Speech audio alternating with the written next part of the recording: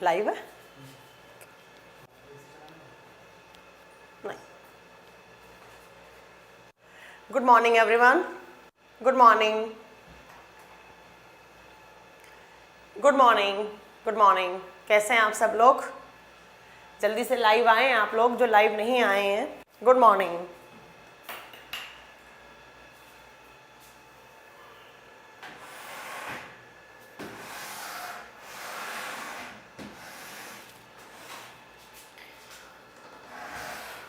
सही चल रहा है? ठीक है, ओके। चलिए, good morning, good morning Vikas, Satish good morning, Satish good morning, Sachin good morning, Karan प्रणाम, Sunil Kumar good morning, good morning. और बताएं आप सब लोग कैसे हैं? तो काफ़ी दिन हो गए मैम आपकी क्लास को। ओके, हाँ, बीच में कुछ छुट्टियां चल गई थी दिवाली वाली की। तो जैसे कि मैं आपको बता दूं, ये जो बैच है, आज 2 बैचेस में क्लास एक साथ चल रही है। एक बैच नंबर साइंस स्पेशल 4 है, एक बैच नंबर साइंस स्पेशल 5 है। साइंस स्पेशल 5 जो नया बैच स्टार्ट हुआ अभी 3 दिन पहले, तो आप जो बैच है, इस बैच में मेरी आज फर्स्ट क्लास है। फिजिक्स की ऑलरेडी आपकी 2 क्लास हो चुकी हैं, केमिस्ट्री की आज पहली क्लास है। केमिस्ट्री हमेशा आपका science special 4 and science special 5 दोनों का मर्ज होके चलेगा, क्योंकि दोनों में अभी तक स्टार्ट नहीं हुआ है केमिस्ट्री, तो एकदम साथ में मर्ज चलेगा। बाकी जो आपका बायोलॉजी वाला पार्ट है वो साइंस 4 का अलग चलेगा और साइंस 5 का अलग चलेगा। तो बहुत दिनों से बच्चे बोल रहे थे, जो साइंस स्पेशल 4 वाले बोल रहे थे कि मैम कब केमिस्ट्री की क्लास होगी, तब आपकी केमिस्ट्री ही चलेगी बहुत दिन तक। और उसके अलावा जो साइंस स्पेशल 5 में जो बच्चे पहली बार टाइम्स कोचिंग से जुड़े हैं, जिन बच्चों ने इतना ट्रस्ट दिखाया, तो उसके लिए हम आप लोगों का बहुत ज़्यादा आभार प्रकट करते हैं। तो और मुझे उम्मीद है कि आप लोगों को बहुत अच्छा लगेगा टाइम्स कोचिंग से जुड़कर। तो जो साइंस स्पेशल 5 में आए हैं उन सबका वेलकम है टाइम्स कोचिंग में और टाइम्स परिवार में, टाइम्स फैमिली में। और बहुत अच्छे से आप पढ़ाई कीजिए और बहुत अच्छे से आप एक एक चीज़ को समझिए। हाँ, मोहन कुमार कह रहे हैं ma'am it is live class. Yes, okay ma'am. HSSC clerk में कहाँ से आए थे क्वेश्चंस? देखिए मनीष माथुर, कोई अलग से क्वेश्चंस नहीं आए थे, मुझे सारे क्वेश्चंस टिप पे याद हैं। बायो एंड केमिस्ट्री के जो जो क्वेश्चंस आपके उसमें आए हैं, क्या कहते हैं, HSSC के पेपर में, मैं पहले सारा आपको बताऊंगी। जैसे जैसे मैं चैप्टर करवाती जाऊंगी वैसे मैं आपको बताऊंगी। कुछ अलग से क्वेश्चन नहीं आए। हाँ, थोड़े से क्वेश्चंस का लेवल बहुत टफ था, वो क्लर्क लेवल का कभी भी मतलब क्वेश्चंस नहीं थे, वो बहुत अच्छे स्टेट पीसीएस के क्वेश्चंस रिपीट हुए हैं उस पेपर में। तो चलिए थोड़ी सी बात कर लें, आज बहुत दिन बाद आए, 5 मिनट बाद हम क्लास स्टार्ट करेंगे।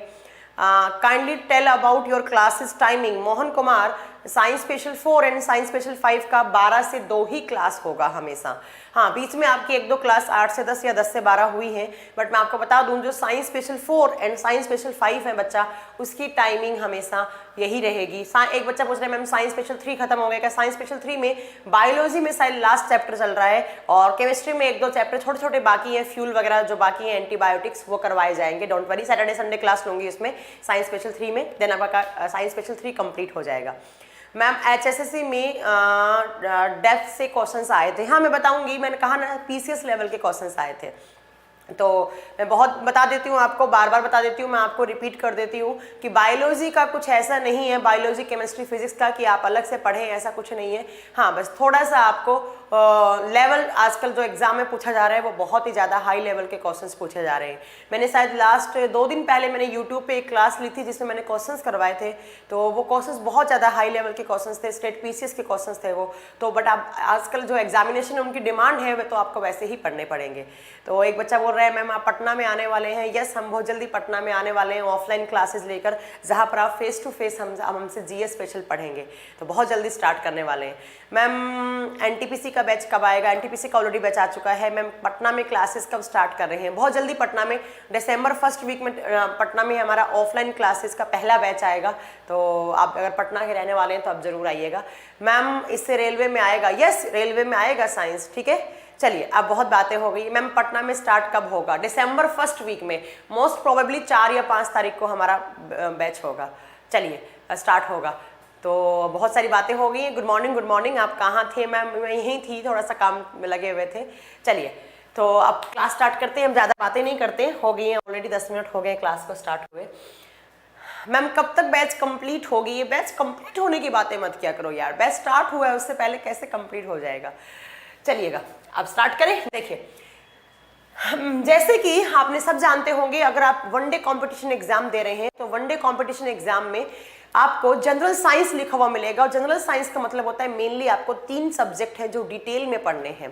पहला है आपका बायोलॉजी जीव विज्ञान, दूसरा है आपका फिजिक्स भौतिक विज्ञान, और तीसरा होता है आपका रसायन विज्ञान केमिस्ट्री।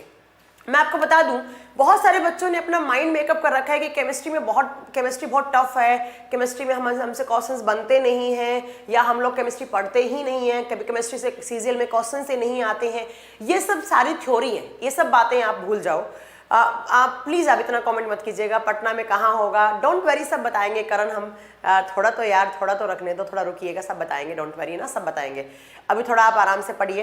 1 सेकंड में आपके कमेंट जो है वो मैं आपका प्राइवेट कर दूं, क्योंकि आप लोग ना बहुत आपस में बातें करने लग जाते हैं जो कि मुझसे बर्दाश्त नहीं होता है। ये आपके कमेंट मैंने प्राइवेट कर दिए हैं। चलिए पटना में आपका नया टोला में आई थिंक स्टार्ट होगा। चलिए देखिए, तो केमिस्ट्री में आप कोई भी एग्जाम दे रहे हैं, चाहे आप रेलवे का एग्जाम दे रहे हैं, चाहे आप एसएससी सीजीएल दे रहे हैं, सीएचएसएल दे रहे हैं, एमटीएस दे रहे हैं, या आप ग्रुप डी का पेपर देने जा रहे हैं, एनटीपीसी का एग्जाम देने जा रहे हैं, तो केमिस्ट्री का जो फोबिया है ना, बहुत सारे बच्चों ने ऐसे माइंड मेकअप कर रखा है कि मुझे केमिस्ट्री मुझे पढ़नी ही नहीं आती है, या बहुत टफ है, हमें समझ में नहीं आता है। ऐसा कुछ नहीं है। देखिए एकेडमिक्स की केमिस्ट्री अलग होती है। बहुत सारे मैंने यहाँ पर देखे हैं टीचर्स जो एकेडमिक्स पढ़ा के आते हैं, वो एकेडमिक्स का टाइप की आपको केमिस्ट्री पढ़ा देते हैं।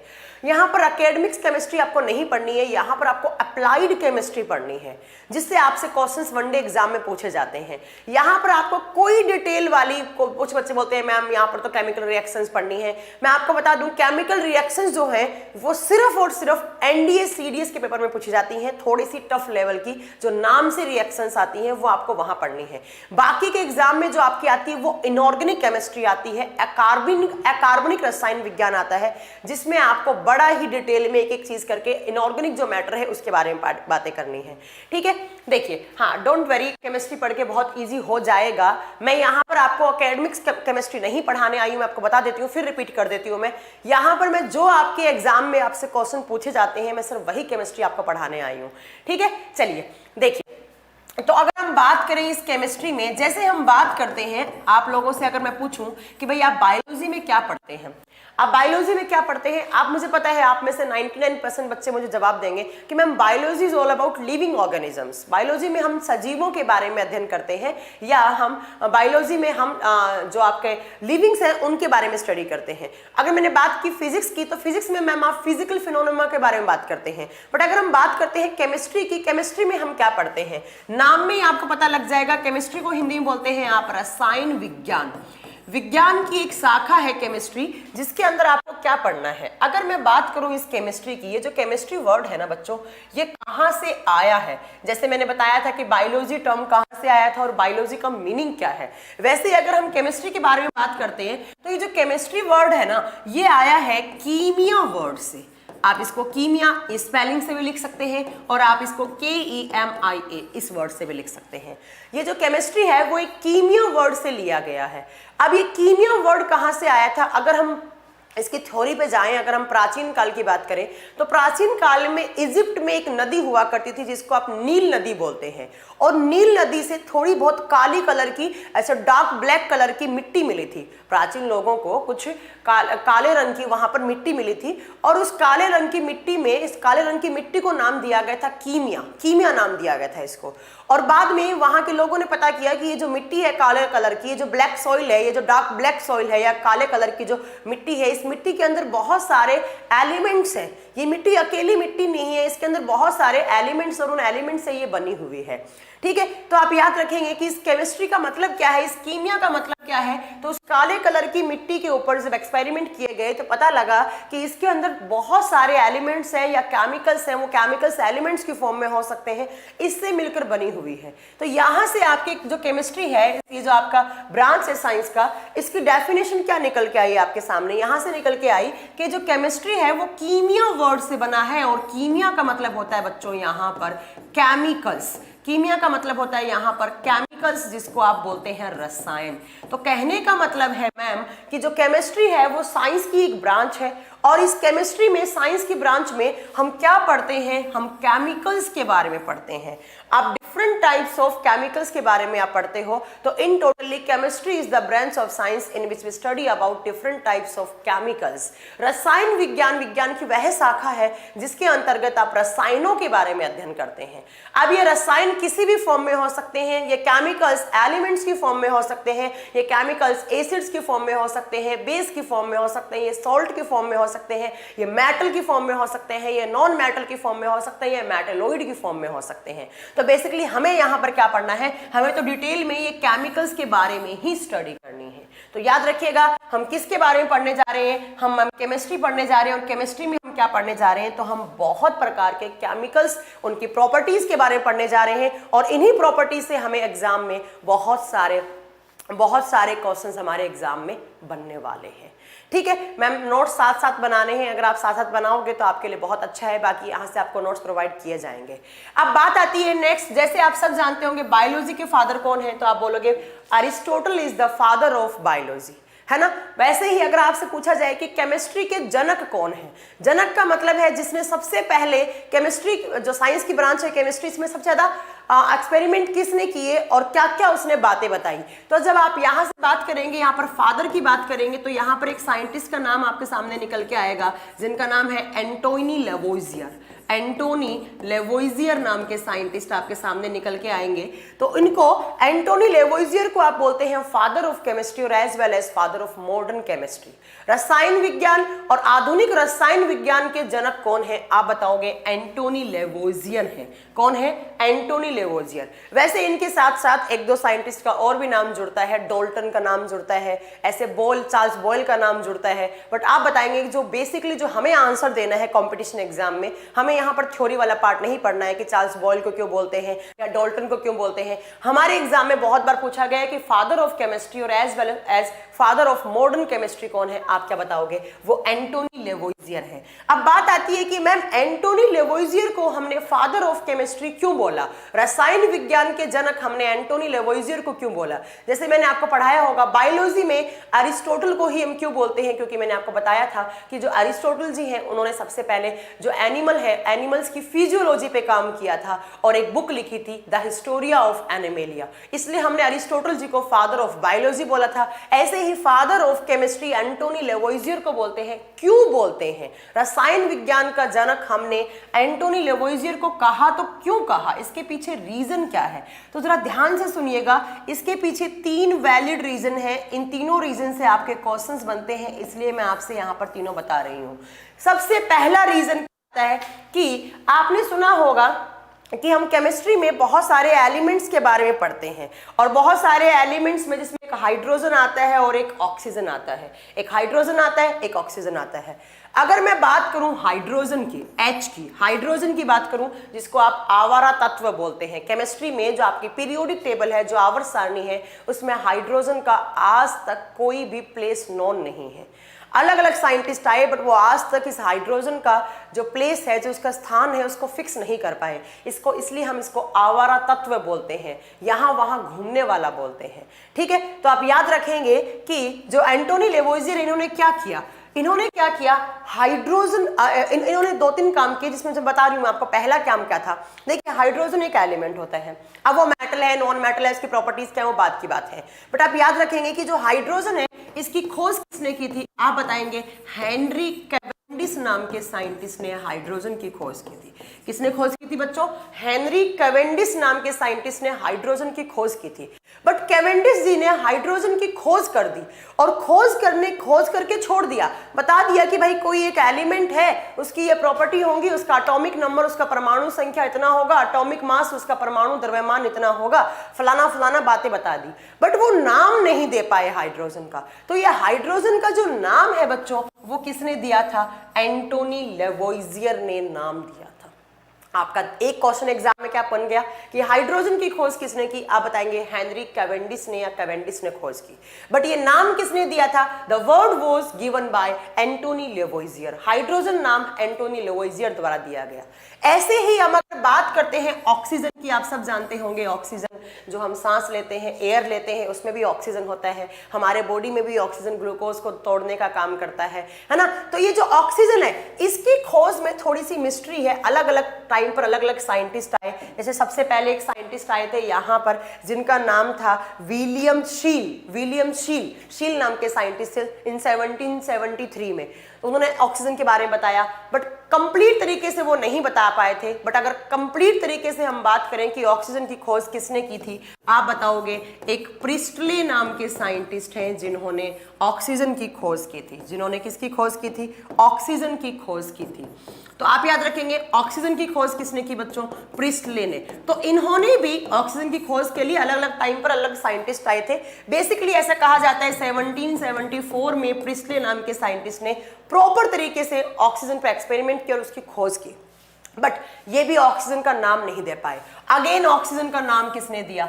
एंटोनी लेवोइजियर ने। तो मैम आप ये कहना चाहती हैं कि हाइड्रोजन और ऑक्सीजन की खोज तो अलग अलग साइंटिस्ट ने की थी, बट इनका नाम किसने दिया था? आप बताएंगे इनका नाम एंटोनी लेवोइजियर ने दिया था। तो एक काम कर दिया इन्होंने केमिस्ट्री की ब्रांच में, जो बड़ा ही अच्छा काम किया, हाइड्रोजन और ऑक्सीजन को नाम दे दिया। इसीलिए हमने इनको क्या बोला? Father of chemistry as well as father of modern chemistry. रसायन विज्ञान और आधुनिक रसायन विज्ञान के जनक आप किसको बोलेंगे? आप बोलेंगे बच्चों वो एंटोनी लेवोइजियर है, या लेवोइजियर नाम याद रख लो आप, हिंदी में लेवोसियर लिखा जाता है।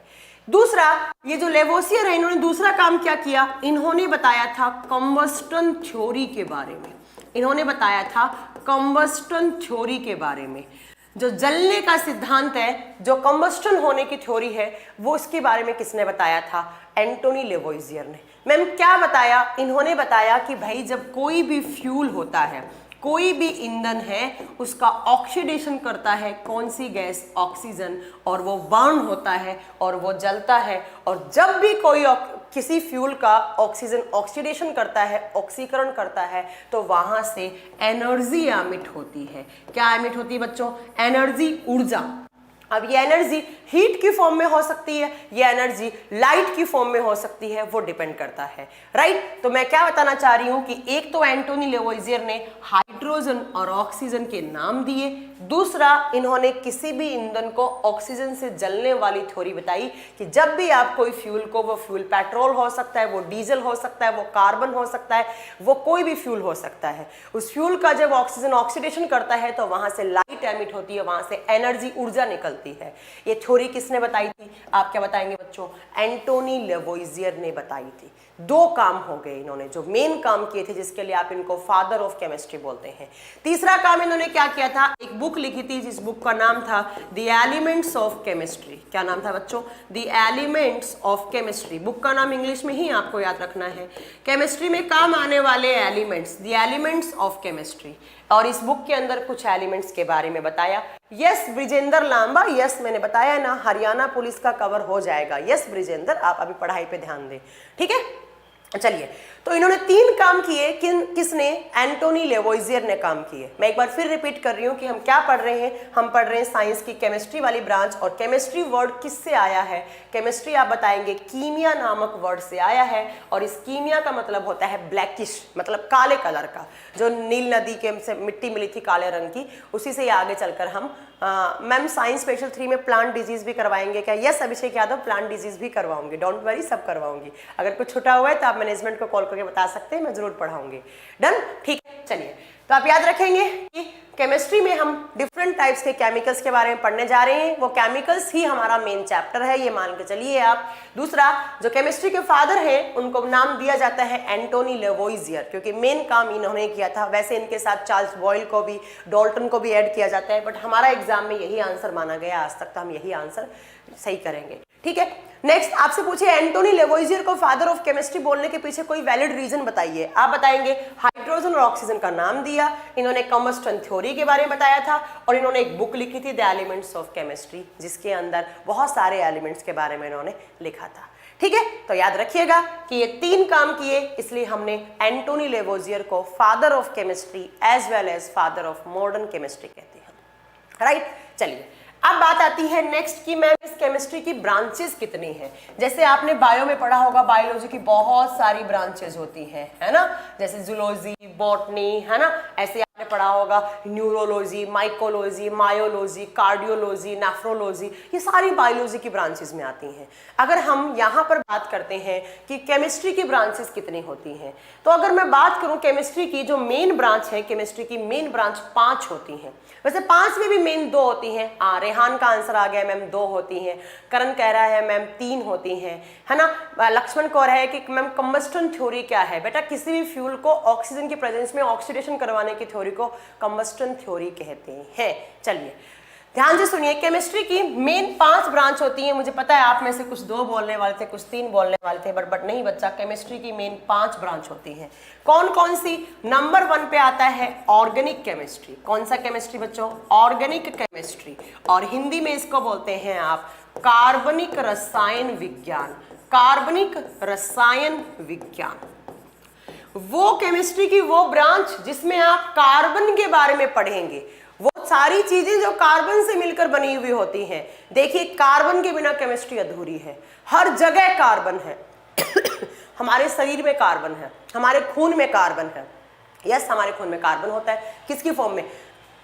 ग्लूकोज की फॉर्म में होता है। आप जो खाना खा रहे हैं उसमें कार्बन है। मैंने जो कपड़े पहन रखे हैं उसमें कार्बन है। जो मैं स्कूटी चलाकर आई हूँ, स्कूटी में जो फ्यूल है उसमें भी कार्बन है। हर जगह कार्बन। आप चीनी खा रहे हैं उसमें कार्बन है। तो केमिस्ट्री कार्बन के बिना अधूरी है। कार्बन ही जो है जो केमिस्ट्री को कंप्लीट करता है।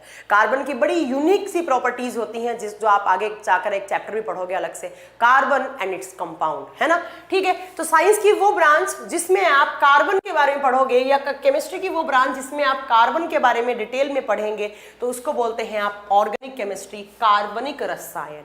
दूसरा आता है बच्चों इनऑर्गेनिक केमिस्ट्री। ध्यान से सुनिएगा, दूसरा आता है इनऑर्गेनिक केमिस्ट्री, और हिंदी में इसको बोलते हैं अकार्बनिक रसायन।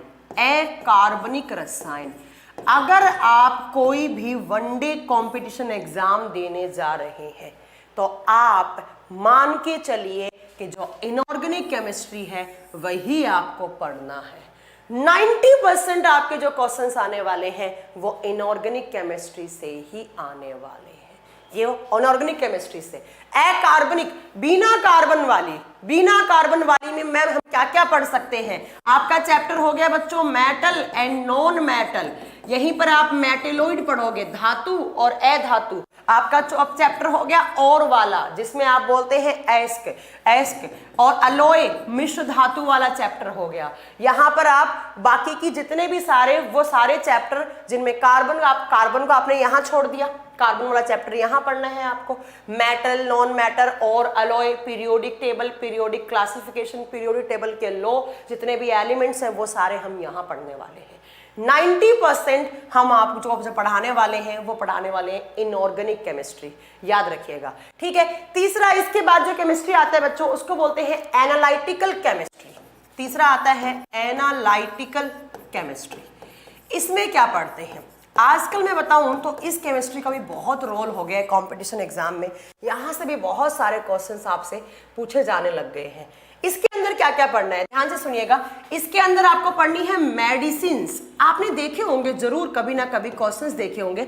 जैसे एक दवाई का नाम दे दिया आपसे और पूछा कि जल्दी बताइएगा इस दवाई में 4 ऑप्शन है, इसमें से इस दवाई में कौन सा सॉल्ट है। आपको यहाँ पर कुछ पेन किलर्स के नाम याद करवाऊंगी।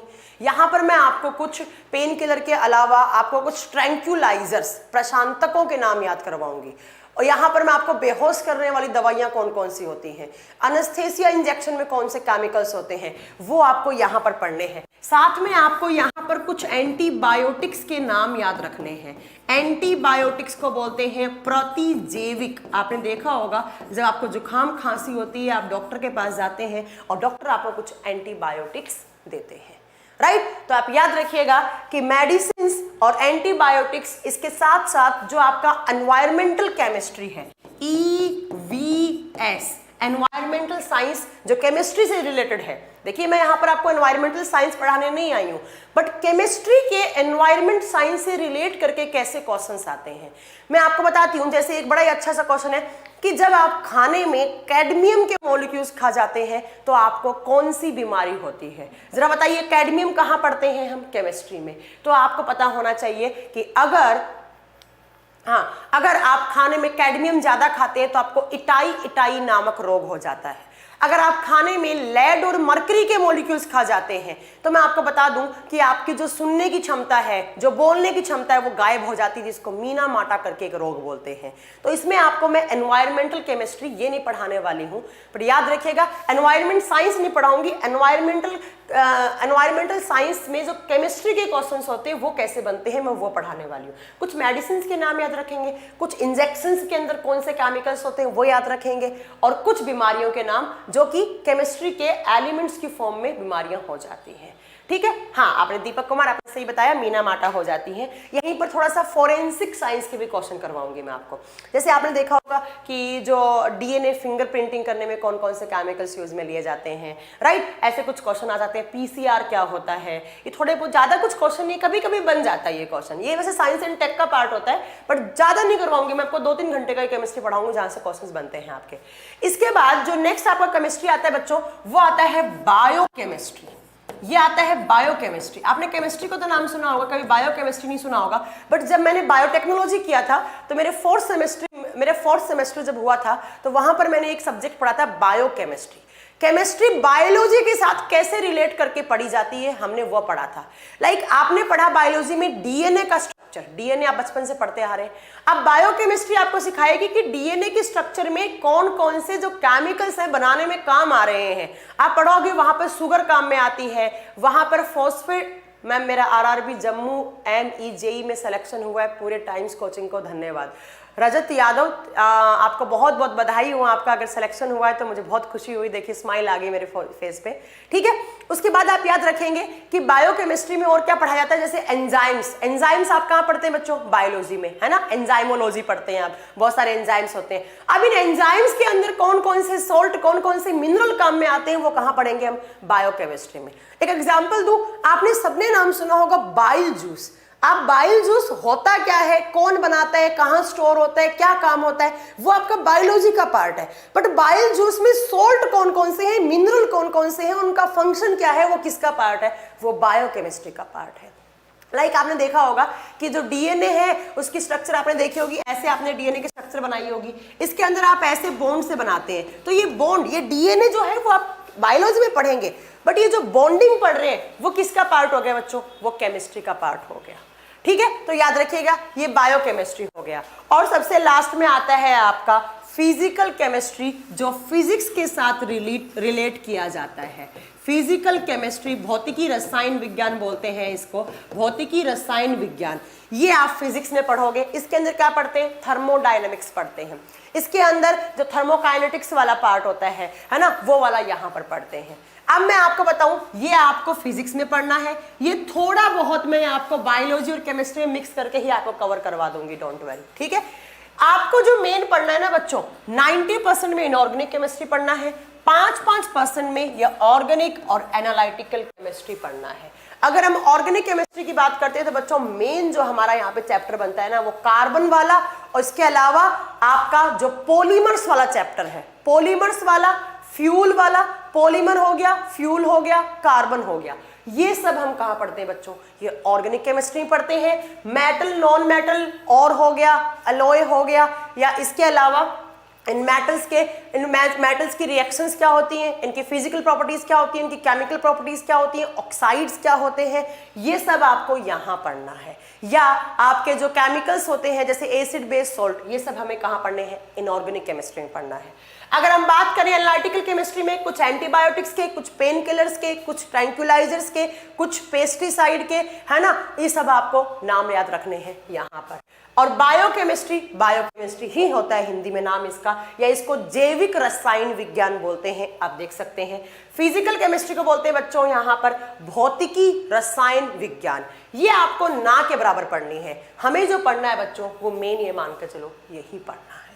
राइट। तो याद रखिएगा कि केमिस्ट्री की 5 ब्रांच होती हैं, बट मेन तो हम 2 ही पढ़ते हैं, ऑर्गेनिक एंड इनऑर्गेनिक केमिस्ट्री, सारा मिक्स करके हम लोग पढ़ लेते हैं।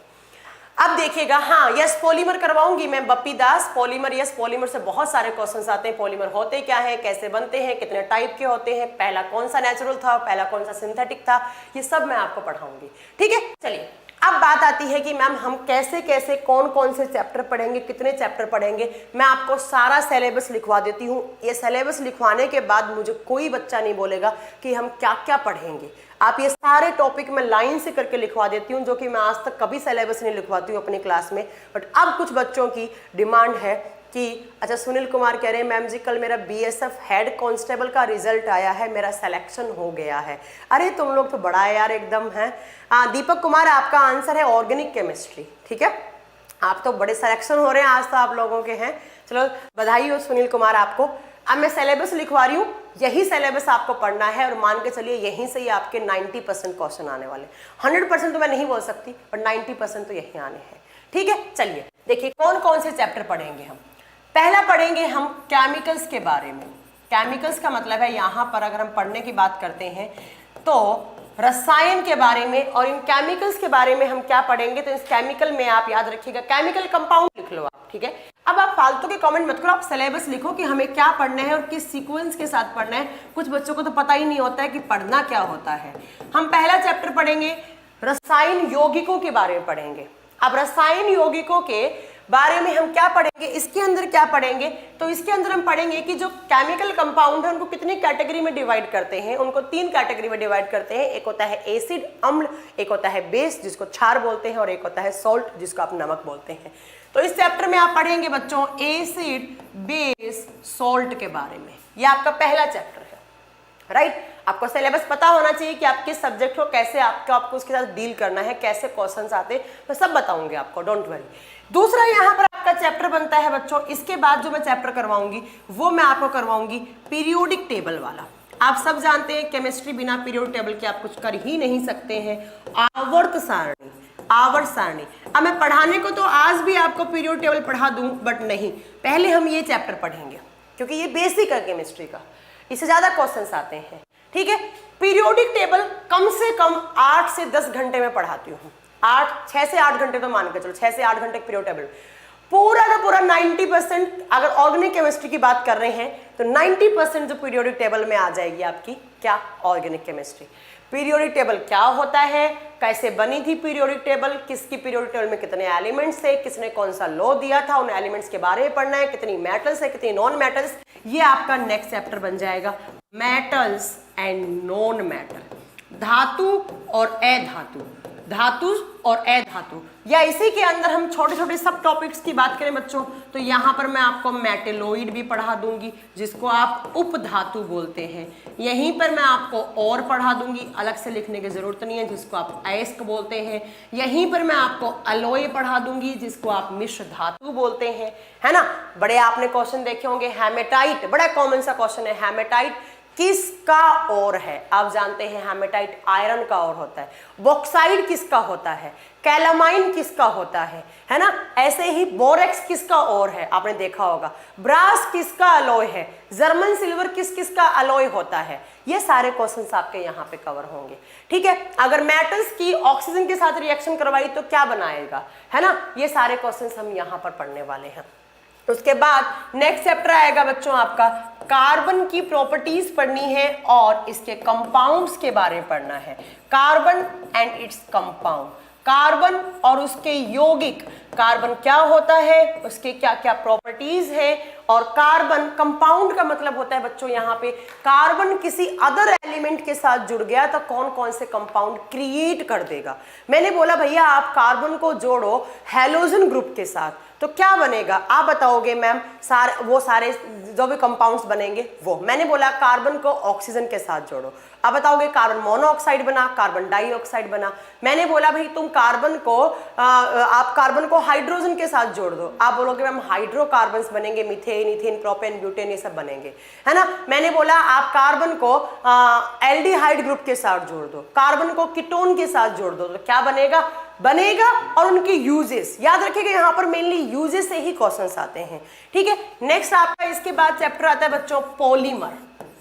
पॉलीमर जिसको आप बोलते हैं बहुलक, बड़ा ही अच्छे क्वेश्चंस बनते हैं। पॉलीमर्स होते क्या हैं, इनका क्लासिफिकेशन, 3 टाइप का क्लासिफिकेशन होता है पॉलीमर का, वो तीनों आपको पढ़ने हैं। आपसे पूछ लिया बेकेलाइट किसका पॉलीमर है, बेकेलाइट को बनाने के लिए कौन सी मोनोमर यूनिट काम में आती है ना। ऐसे आपसे प्लास्टिक किसका, प्लास्टिक जो है वो कैसे बनता है, कौन सी प्रोसेस के द्वारा बनाया जाता है, ये सब। मैम पीरियोडिक टेबल में बहुत सारे क्वेश्चंस आते हैं, आशा करता हूं कि आपकी क्लास के बाद ये प्रॉब्लम दूर हो जाएगी। मैं आपको पीरियोडिक टेबल इतनी डिटेल में पढ़ाऊंगी ना, जहां से आपका एस ब्लॉक और पी ब्लॉक से जो क्वेश्चंस आते हैं मैं सारे आपका क्लियर कर दूंगी, ठीक है। आप थोड़ा ट्रस्ट तो रखिए, थोड़ा टाइम तो दीजिए चीजों को, ठीक है। नेक्स्ट 6 नंबर पे आपको जो पढ़ना है, इसके बाद जो पॉलीमर के बाद है वहां से आपका एक चैप्टर स्टार्ट होता है फ्यूल, ईंधन वाला चैप्टर स्टार्ट होता है।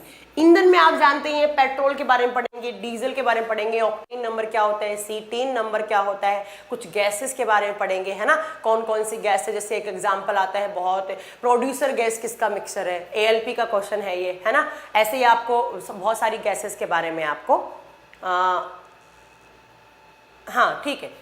चलिए आप इतने कमेंट मत कीजिए प्लीज, आप पढ़ाई पे ध्यान दीजिए। तो यहाँ पर हम फ्यूल के बारे में पढ़ेंगे। उसके बाद जो नेक्स्ट चैप्टर है बच्चों, वो है आपका एटॉमिक स्ट्रक्चर। वो है आपका एटॉमिक स्ट्रक्चर, जिसको आप बोलते हैं परमाणु संरचना।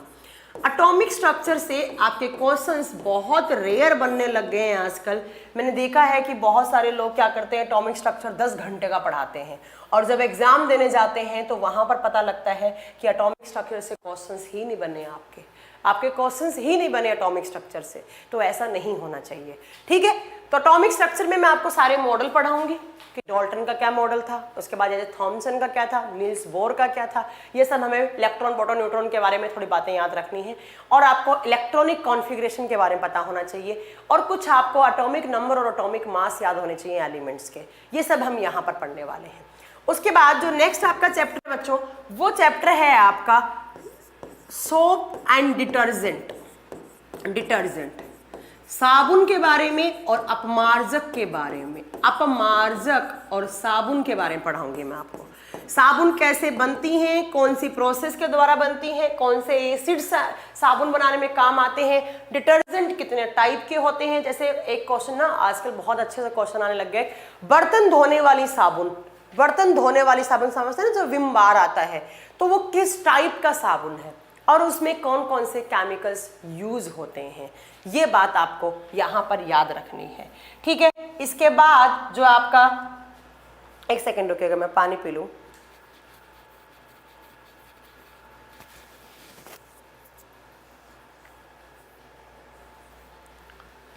चलिए नेक्स्ट इसके बाद चैप्टर आपका आता है रेडियो एक्टिविटी। नेक्स्ट आता है आपका रेडियो एक्टिविटी। ये साइंस स्पेशल 3 में भी करवाना है मुझे, वहां करवाया नहीं है मैंने। इसको बोलते हैं रेडियो धर्मिता। अगर मैं बात करूं तो ये फिजिक्स और केमिस्ट्री का कॉमन चैप्टर है। अगर आपको अंकुर सर ने पढ़ा दिया होगा रेडियो एक्टिविटी, तो मैं सिर्फ यहाँ पर आपको रेडियो एक्टिविटी में जो आइसोटॉप्स होते हैं, जो यूज आते हैं, उनके बारे में यहाँ पर पढ़ाऊंगी। और अगर सर ने नहीं पढ़ाया है तो मैं थोड़ा सा बता दूंगी आपको जो क्वेश्चंस यहाँ से बनते हैं, ठीक है। इसके बाद 9 नंबर पर आपका यहाँ पर क्वेश्चंस आते हैं।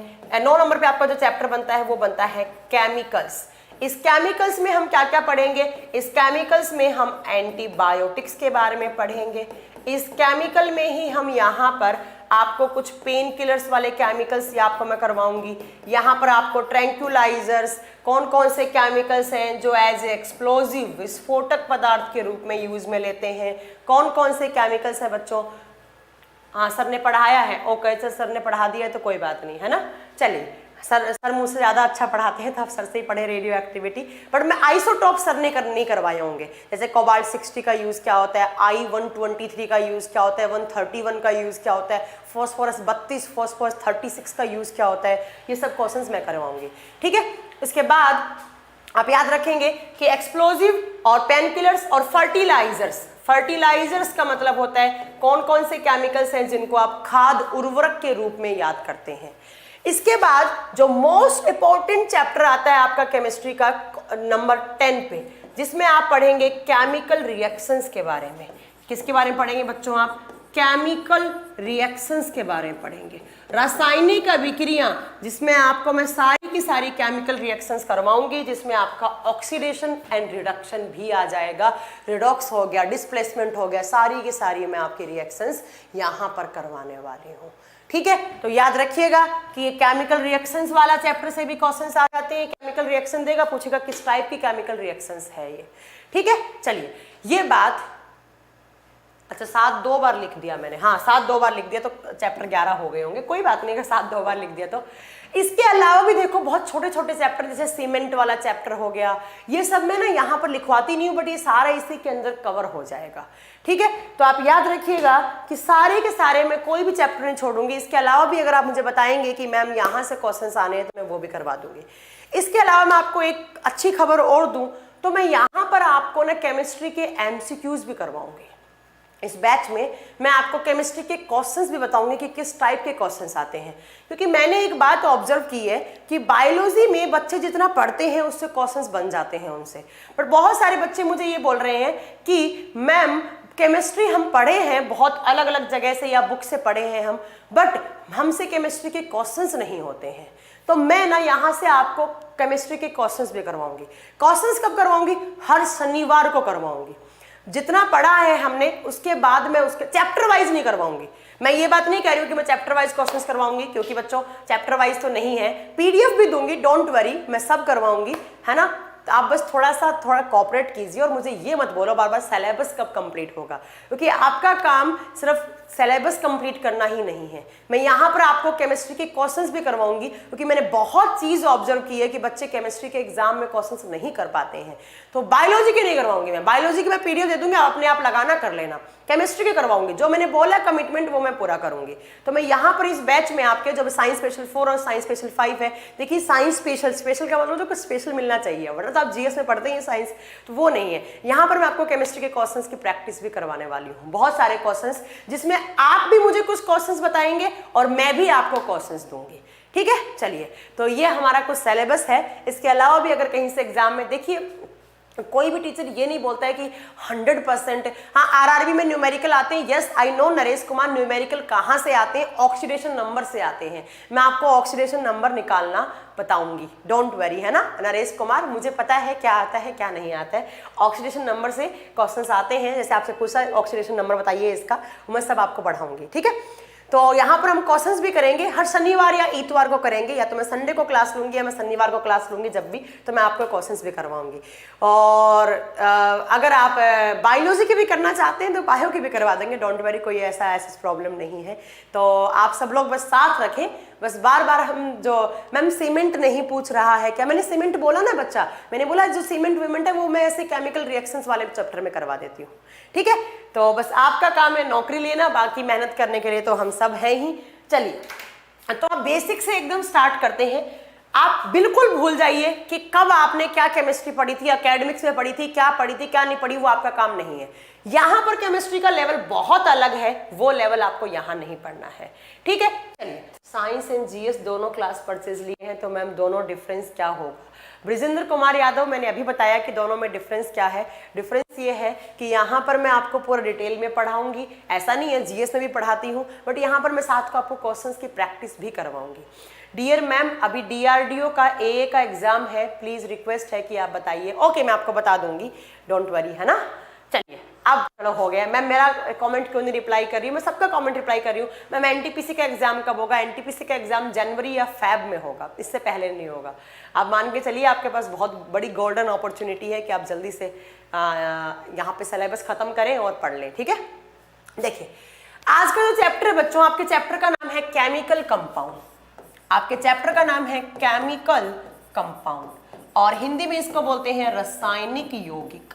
हिंदी में इसको बोलते हैं आप रासायनिक यौगिक। रासायनिक यौगिक। अब केमिकल कंपाउंड्स कितने टाइप के होते हैं, वो कैसे बनते हैं, उनकी प्रॉपर्टीज क्या होती हैं, ये आपको पढ़ना है आप आज के क्लास में। अब बात आती है कि मैम देखो, केमिकल का मतलब है रसायन, कंपाउंड का मतलब है यौगिक। कौन कौन से कंपाउंड्स हैं जो आप केमिस्ट्री में पढ़ते हैं, है ना, वो केमिकल्स के फॉर्म में है, उनके यूजेस क्या है, उनकी प्रॉपर्टीज क्या है, ये सब आपके क्वेश्चंस यहाँ से बनने वाले हैं। हम अगर बात करें केमिस्ट्री में केमिकल कंपाउंड को 3 कैटेगरी में डिवाइड करते हैं बच्चों। पहला कैटेगरी है एसिड, जिसको हिंदी में बोलते हैं आप अम्ल। दूसरा कैटेगरी है यहाँ पे बेस, जिसको हिंदी में आप क्षार बोलते हैं। और तीसरा आता है यहाँ पर सॉल्ट, जिसको आप लवण या आप नमक भी बोल सकते हैं। आपको इन तीनों कैटेगरी के बारे में पता होना चाहिए। आप पहले पता होना चाहिए कि इस पेपर से इस आपके चैप्टर से क्वेश्चंस कैसे आते हैं। टोटल 5 टाइप के क्वेश्चंस आते हैं। पहला क्वेश्चन आता है कि एसिड क्या होते हैं, बेस क्या होते हैं, सॉल्ट क्या होते हैं, इनकी डेफिनेशन। आपने सबने देखा होगा, कोई बोलता है एसिड खट्टे होते हैं या एसिड H+ आयन देते हैं। अलग अलग साइंटिस्ट आए थे, उन्होंने एसिड बेस सॉल्ट की अलग अलग डेफिनेशन दी थी। लाइक आपसे पूछा जाएगा आर्रेनियस ने एसिड की क्या डेफिनेशन दी थी। उसके बाद ब्रॉन्स्टेड लोरी आए थे, उन्होंने क्या बोला था एसिड बेस के बारे में। लेविस, जिसको आप लुइस बोलते हैं, तो लेविस जी ने एसिड बेस के बारे में क्या बोला था। दूसरा, एसिड बेस की पीएच वैल्यू याद करनी है आपको। कुछ आपको पीएच वैल्यू 30 से 35 पीएच वैल्यू आपको याद रखनी है। जैसे आपसे पूछता है सलाइवा का पीएच क्या होता है, दूध का पीएच क्या है, विनेगर सिरके का पीएच क्या है, टमाटर का पीएच क्या है, ये पीएच वैल्यू से क्वेश्चंस बनते हैं। तीसरा, इनके यूजेस से क्वेश्चन बनते हैं। लाइक आपसे पूछा बैटरी में काम आने वाले एसिड का नाम बताओ, टमाटर में कौन सा एसिड होता है ना, ओलियम कहाँ काम आता है, H2SO4 कहाँ काम आता है, इनके यूजेस से काम आता है। कपड़ों पर अगर जंग का दाग लग जाए तो उसमें उसको किस एसिड से रिमूव कर सकते हैं, है ना, या केरोसिन का दाग लग जाए तो उसको किस एसिड से रिमूव करते हैं। ऐसे ही आपको कुछ सोल्ट जो सोडे की फॉर्म में है, कास्टिक सोडा क्या होता है, बेकिंग सोडा क्या होता है ना, ये सारे आपको, वॉशिंग सोडा क्या होता है, ये सोडे आपको यहाँ पढ़ना। फिटकरी क्या होता है। 4 टाइप के क्वेश्चंस तो ऐसे हो गए। नेक्स्ट पांचों आपको इनकी इनकी जो कैटेगरी है उसके बारे में याद करना है कि एसिड्स को आप किस कैटेगरी में रखते हैं, बेस को किस कैटेगरी में रखते हैं, एसिड कितने टाइप के होते हैं। एसिड्स के भी टाइप होते हैं, स्ट्रॉन्ग एसिड, वीक एसिड, ऐसे ऑक्सी एसिड होते हैं, हाइड्रो एसिड होते हैं। इनके एग्जाम्पल भी याद कर रहे हैं। ठीक है, चलिए ये आप याद रखेंगे, इतने सारे याद करते हैं। ये हमें केमिकल कंपाउंड का अपना पहला चैप्टर है, केमिकल कंपाउंड, जिसमें आपको एसिड बेस सॉल्ट के बारे में पढ़ना है बच्चों, सबके बारे में पढ़ना है। अब सबसे पहले हम बात करते हैं एसिड्स और बेस की। आप पेशेंस रखें, आपके सारे क्वेश्चंस के आंसर आपको अपने आप मिल जाएंगे जो पहले से आप बोल रहे हैं। एसिड्स और बेस क्या होते हैं, क्षार क्या होते हैं। मैं एकदम बेसिक से स्टार्ट करूंगी। मुझे लगता है कि कुछ बच्चे ये सोचेंगे कि मैम ये क्या पढ़ा रही है, बच्चों वाली चीजें पढ़ा रही हैं, पर धीरे धीरे मैं आपका पूरा लेवल हाई करते हुए चले जाऊंगी। मैम फॉर्मूले याद नहीं रहते हैं, डोंट वरी, मैं आपको फॉर्मूले याद करने की भी ट्रिक बताऊंगी और कम से कम मैं आपको केमिस्ट्री की क्लास में 500 फॉर्मूले याद करवाऊंगी। डोंट वरी, मैं सब बढ़ाऊंगी आपको।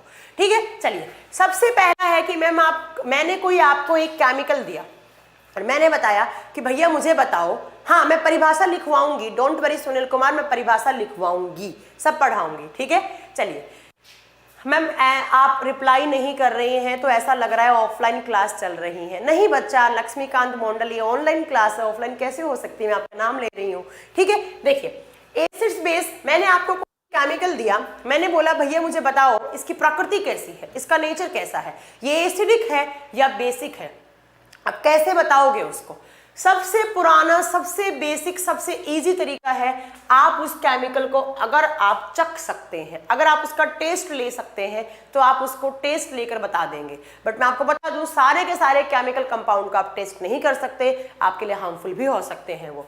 अब अगर आपको टेस्ट करने पर कोई भी केमिकल कंपाउंड है वो सोर लगा, वो खट्टा लगा, तो आप तुरंत बोल दोगे वो किस प्रकृति का है, वो एसिड है। जैसे मैंने आपको दही दिया, दही आपको खाने में खट्टा लगता है तो आप तुरंत बता दोगे दही का नेचर क्या है। आप बताओगे कि दही का नेचर जो है वो क्या है, एसिडिक है।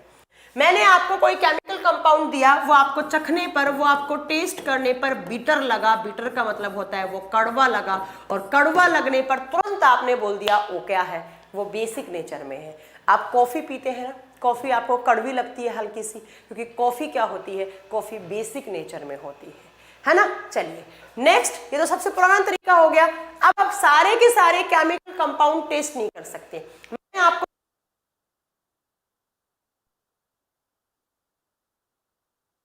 चखा तो इसके बाद दूसरा तरीका क्या आ सकता है जिसके थ्रू आप पता लगा सकते हैं कि इस केमिकल कंपाउंड का कि भैया उसका नेचर क्या है, उसकी प्रकृति क्या है, कैसे पता लगाओगे? नेक्स्ट आप पता लगाओगे बच्चों पीएच वैल्यू से। किससे पता लगाओगे आप? पीएच वैल्यू से पता लगाओगे। अब इस पीएच का फुल फॉर्म क्या होता है? इस पीएच का फुल फॉर्म होता है power of hydrogen. Hydrogen ion की सांद्रता, पावर ऑफ हाइड्रोजन या पोटेंजा ऑफ हाइड्रोजन भी इसको बोलते हैं। ठीक है, आवाज कट कट के आ रही है, एक सेकेंड वेट कीजिएगा। अगर साउंड प्रॉब्लम है तो एक सेकेंड दीजिए मुझे।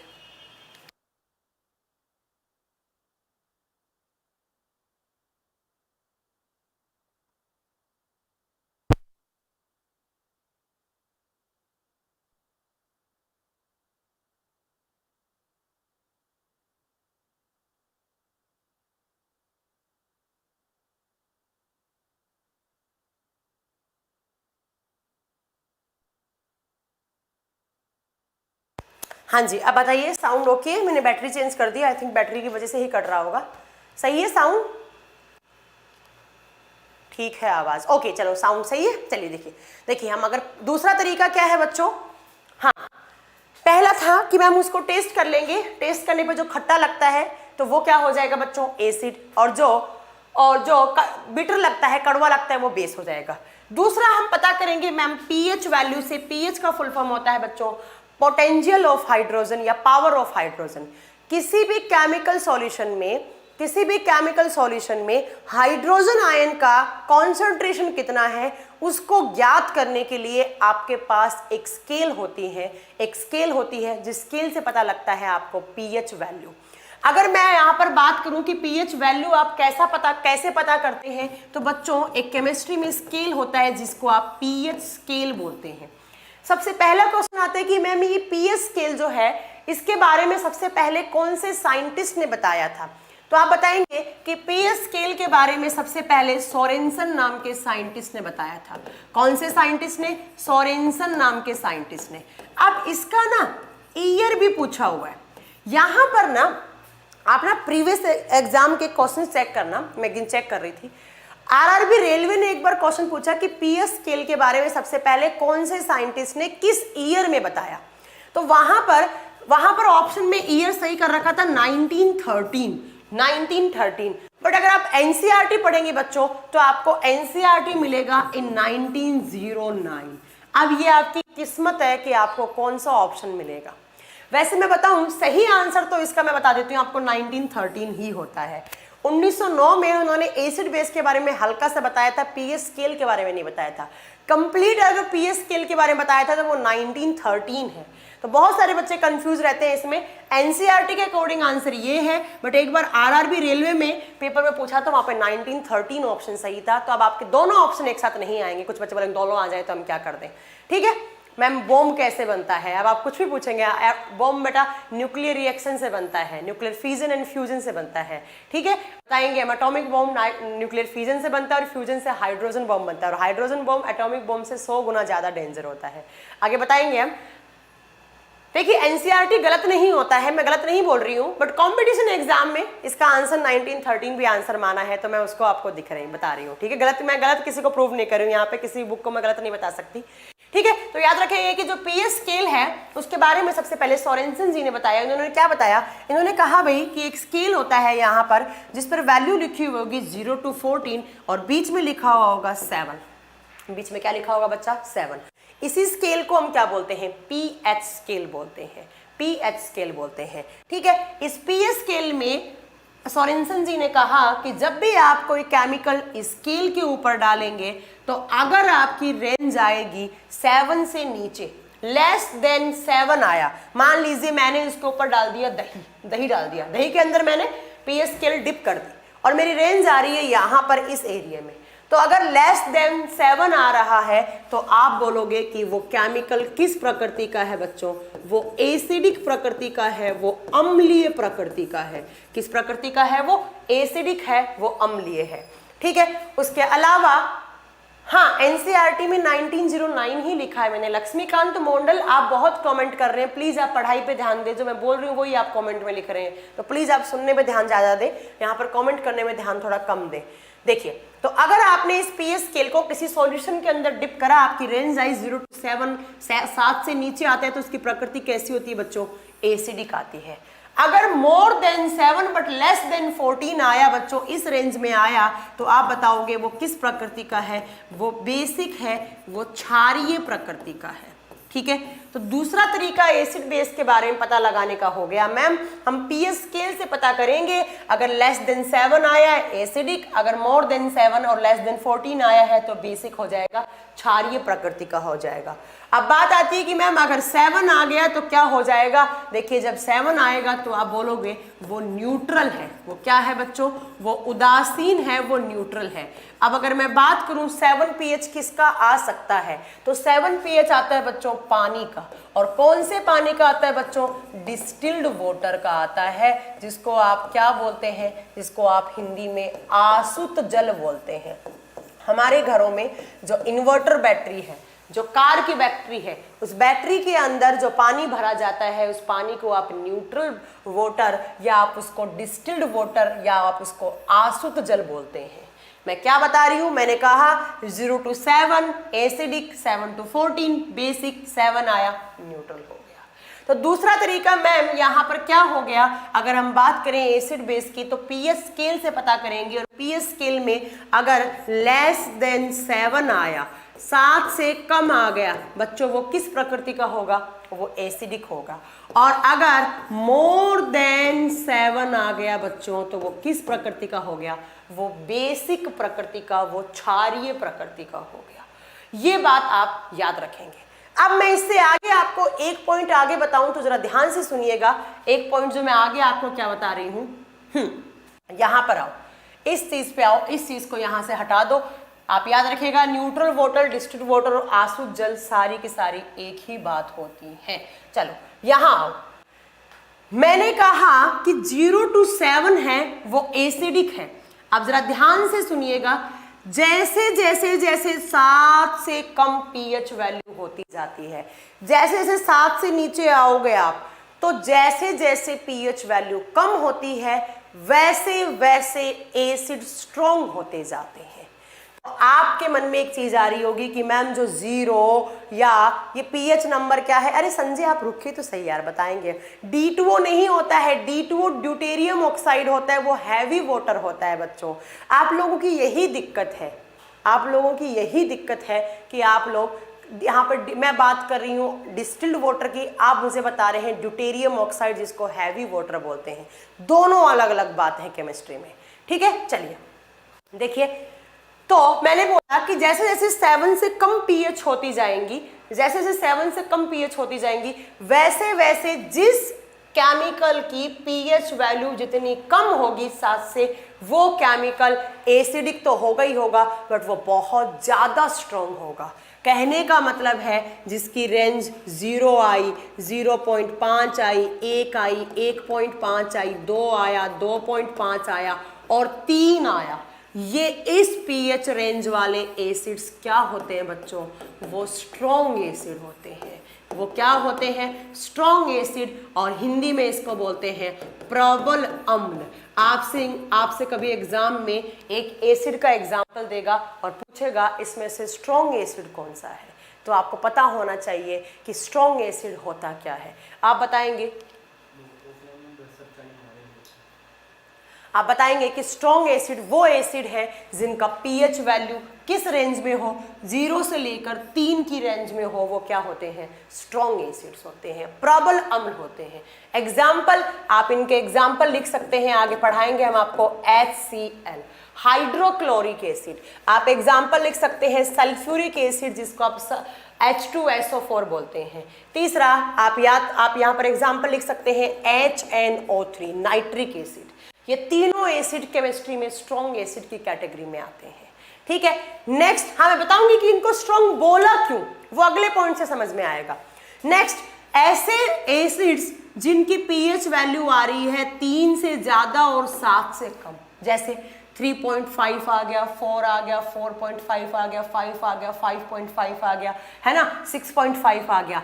इस पीएच वैल्यू वाले एसिड्स को आप बोलते हो वीक एसिड्स। क्या बोलते हैं आप? वीक एसिड्स बोलते हैं, और हिंदी में इनको बोलते हैं दुर्बल अम्ल। दुर्बल अम्ल। वीक एसिड्स क्या होते हैं मैम? ऐसे एसिड्स जिनका pH value more than 3 but less than 7 हो। कहने का मतलब जो नियर बाई 7 है वो क्या होंगे? Weak acids. बट जो नियर बाई 0 है, जैसे 0.5, 1, 1.5, वो क्या होंगे? वो स्ट्रॉन्ग एसिड होंगे। इसके एग्जाम्पल आप लिख सकते हैं ऑक्जेलिक एसिड, ऑक्जेलिक अम्ल, टार्टेरिक अम्ल, tartaric acid, formic acid, acetic acid, ये सब क्या होते हैं? वो वीक एसिड्स होते हैं। अब मैं आपको एक बात बता दूं, हम जो ईटेबल पार्ट्स खाते हैं, जो हम केमिकल्स खाते हैं जो एसिडिक नेचर के होते हैं, वो हम कौन से खाते हैं? हम वीक एसिड्स खाते हैं। जैसे आप ऑक्जेलिक एसिड टमाटर पालक की फॉर्म में लेते हैं, जैसे आप इमली खाते हैं टार्टरिक एसिड लेते हैं, जैसे आप सिट्रिक एसिड लेमन ऑरेंज में होता है, जैसे एस्कॉर्बिक एसिड खाते हैं आप। ये आप खाने वाले। हम स्ट्रॉन्ग एसिड नहीं खा सकते हैं, हम वीक एसिड्स खाते हैं, हम वीक एसिड्स खाते हैं। ठीक है, तो आप याद रखेंगे जो 3 से नीचे है वो स्ट्रॉन्ग है। स्ट्रॉन्ग के एग्जाम्पल HCl, H2SO4, HNO3। जो 3 से ऊपर 7 से नीचे हैं वो weak acids, oxalic acid, tartaric acid, आगे हम सब पढ़ाएंगे आपको, डोंट वरी। ठीक है, ये आप याद रखेंगे। ठीक है, एक बच्चा बोल रहे हैं मैम परिभाषा नहीं लिखवा रहे हैं। परिभाषा इससे ज्यादा क्या लिखवाऊं? मैंने बोल दिया कि जिनका पीएच का मान 0 से 3 के बीच में हो वो आपके प्रबल अम्ल कहलाते हैं, 3 से ज्यादा 7 से कम हो वो दुर्बल अम्ल कहलाते हैं। राइट, चलिए अब बात आती है आपकी बेसिस पे। किस पे? क्षार पे बात करते हैं। मैंने कहा एसिड्स की पीएच कम होने पे स्ट्रांग होते हैं, बट याद रखिएगा कि बेस की पीएच ज्यादा बढ़ने से स्ट्रांग होते हैं। बेस क्या होते हैं? बेस, जिस बेस की जितनी ज्यादा पीएच वैल्यू होगी वो उतने ही ज्यादा स्ट्रांग बेस होंगे। तो कहना क्या चाह रही है मैम? मैं ये कहना चाह रही हूं कि जो इस 14 के नियर बाई पीएच वाला बेस होगा वो उतना ही ज्यादा स्ट्रांग होगा, उतना ही ज्यादा स्ट्रांग होगा। जैसे प्रखर पाठक, ये लाइव क्लास है बच्चा, ठीक है। जैसे स्ट्रॉन्ग बेस क्या होंगे? वो बेस जिनका पीएच वैल्यू नियर बाई 14 हो, उनको आप क्या बोलेंगे बच्चों? उनको आप स्ट्रॉन्ग बेस बोलेंगे, या आप इनको हिंदी में प्रबल क्षार बोलेंगे। ठीक है, स्ट्रॉन्ग बेस के एग्जाम्पल लिखने हैं, आप लिख सकते हो potassium hydroxide, KOH, potassium hydroxide. ठीक है, दूसरा आप यहां से प्रखर पाठक को ब्लॉक कर दीजिए प्लीज, आप प्रखर पाठक को ब्लॉक कर दीजिए यहां से। ठीक है, दूसरा आप लिखेंगे यहां पर NaOH, सोडियम हाइड्रोक्साइड। इसका 14 pH होता है, इसको सोडियम हाइड्रोक्साइड बोलते हैं, और ये कपड़ा धोने का साबुन बनाने में काम आता है। ठीक है, नेक्स्ट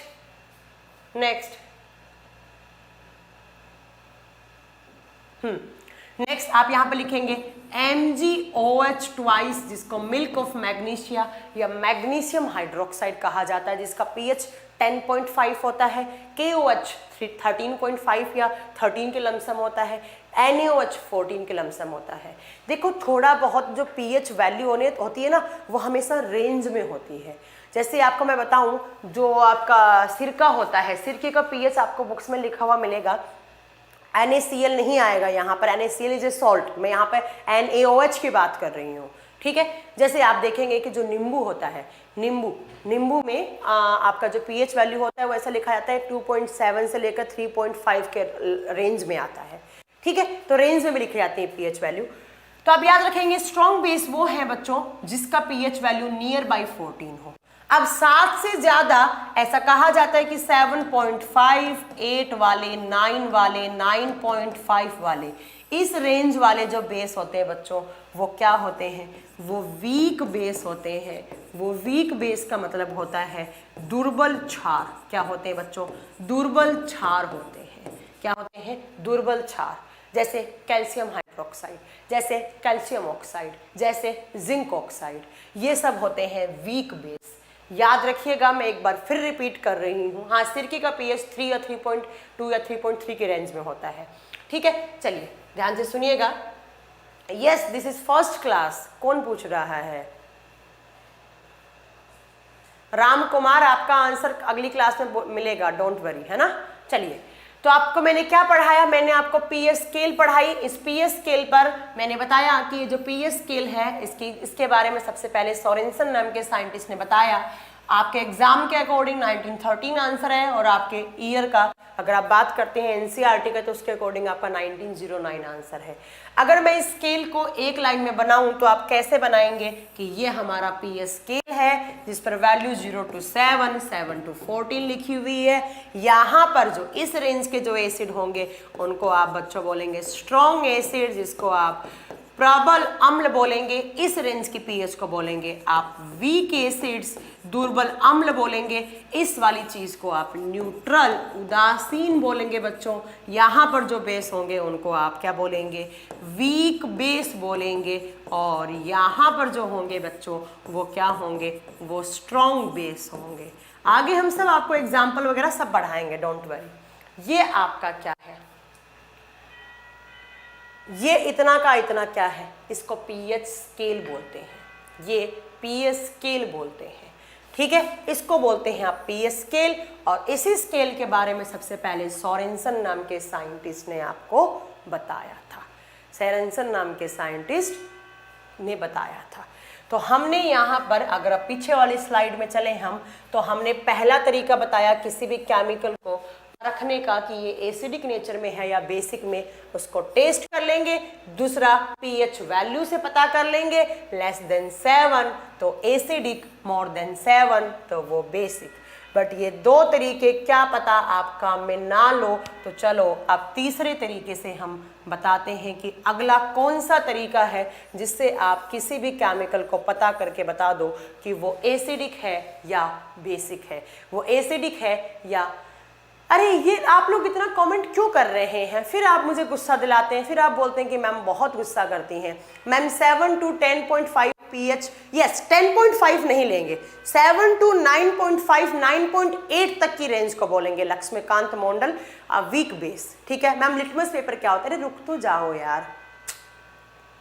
यस, पीएच 7 वाले विद्युत के कुचालक होते हैं क्योंकि वो न्यूट्रल होते हैं। मैम बेल की आवाज आ रही है, आई थिंक कोई मुझसे मिलने आया है, थोड़ा रुकिएगा, मैं एक बार एक कीजिए।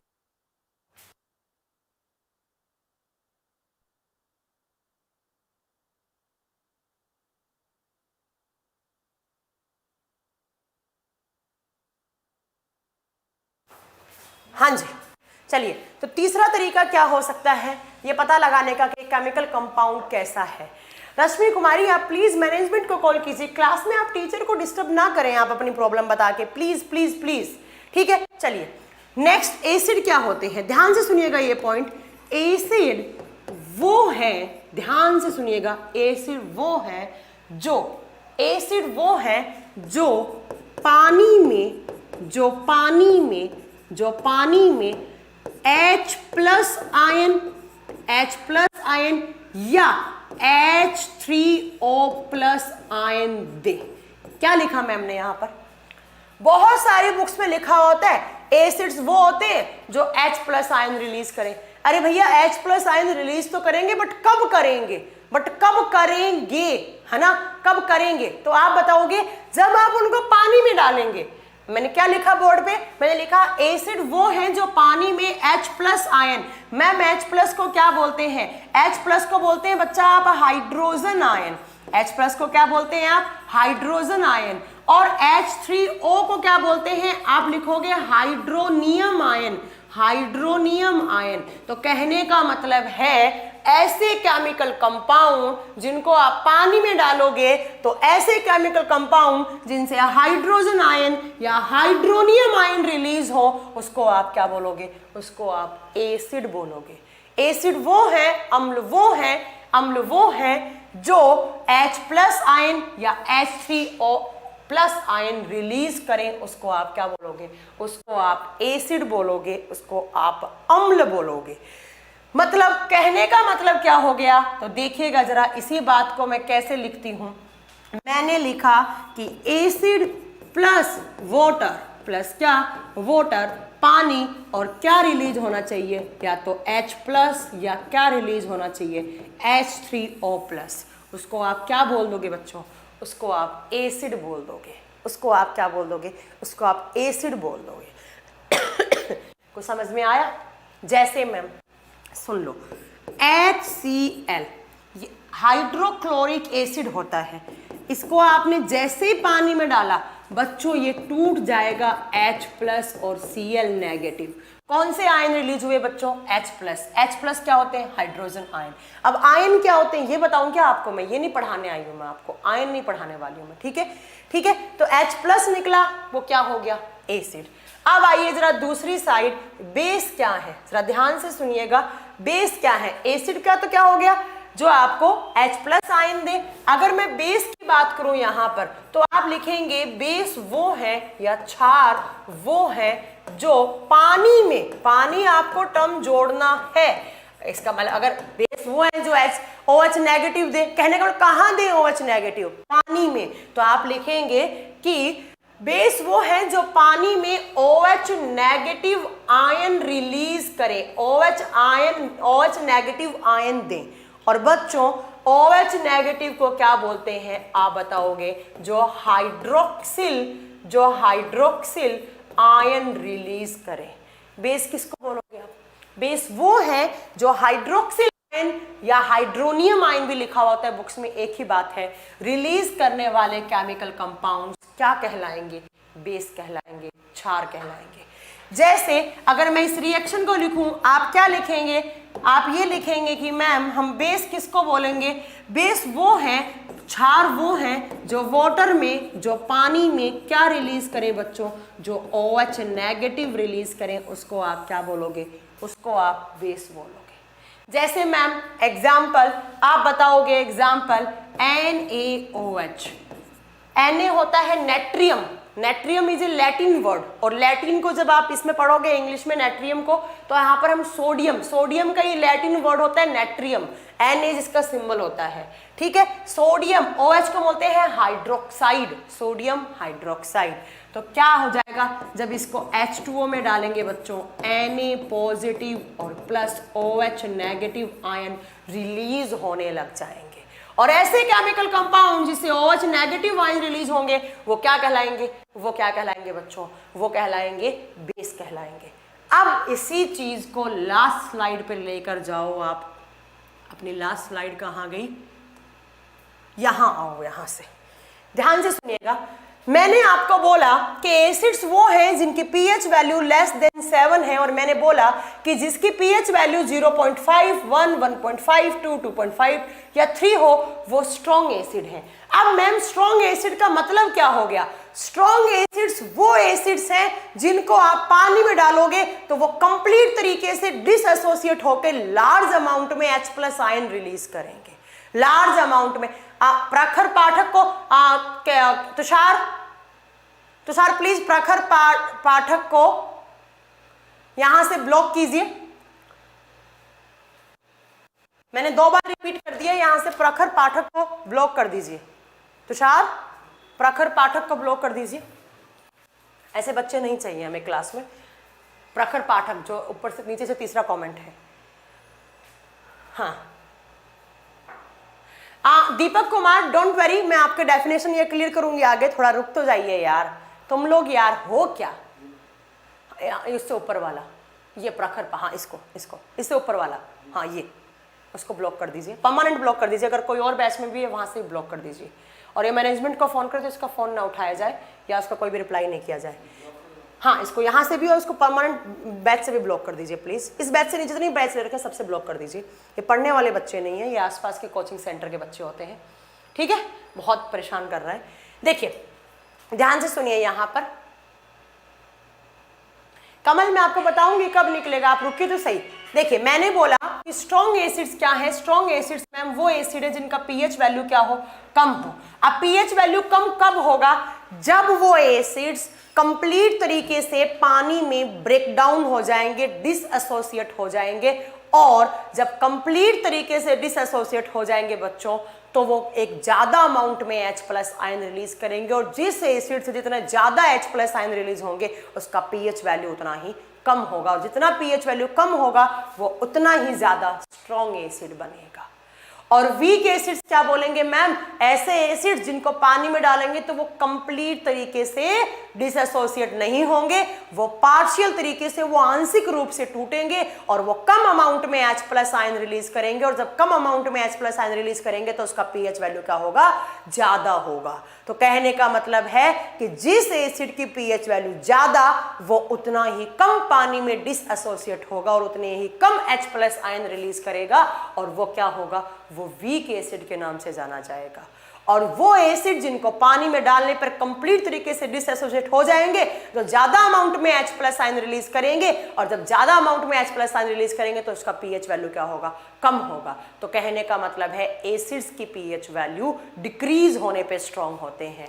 और अगर मैं बेस की बात कर रही हूं तो यहां पर आइए, बेस में आपने बेस को पानी में डाला, अगर वो कंप्लीट तरीके से डिसएसोसिएट हो गया तो इसके अंदर OH negative ions large amount में निकलेंगे, और जब ज्यादा अमाउंट में OH नेगेटिव आयंस निकलेंगे तो उसका pH वैल्यू क्या होगा, ज्यादा। तो बेस क्या होते हैं, बेस का pH वैल्यू इंक्रीज होने पर ज्यादा अमाउंट में OH नेगेटिव आयंस रिलीज होते हैं, इसलिए उनको आप स्ट्रॉन्ग बेस बोलते हैं। और ऐसे बेस जो कंप्लीट तरीके से डिसएसोसिएट नहीं हो पाते हैं, कंप्लीट तरीके से नहीं हो पाते हैं, तो उनका pH वैल्यू कम रह जाता है और उनमें कम OH नेगेटिव आयन रिलीज होते हैं, तो आप उसको क्या बोलते हैं, उसको आप वीक बेस का नाम देते हैं, दुर्बल क्षार का नाम देते हैं।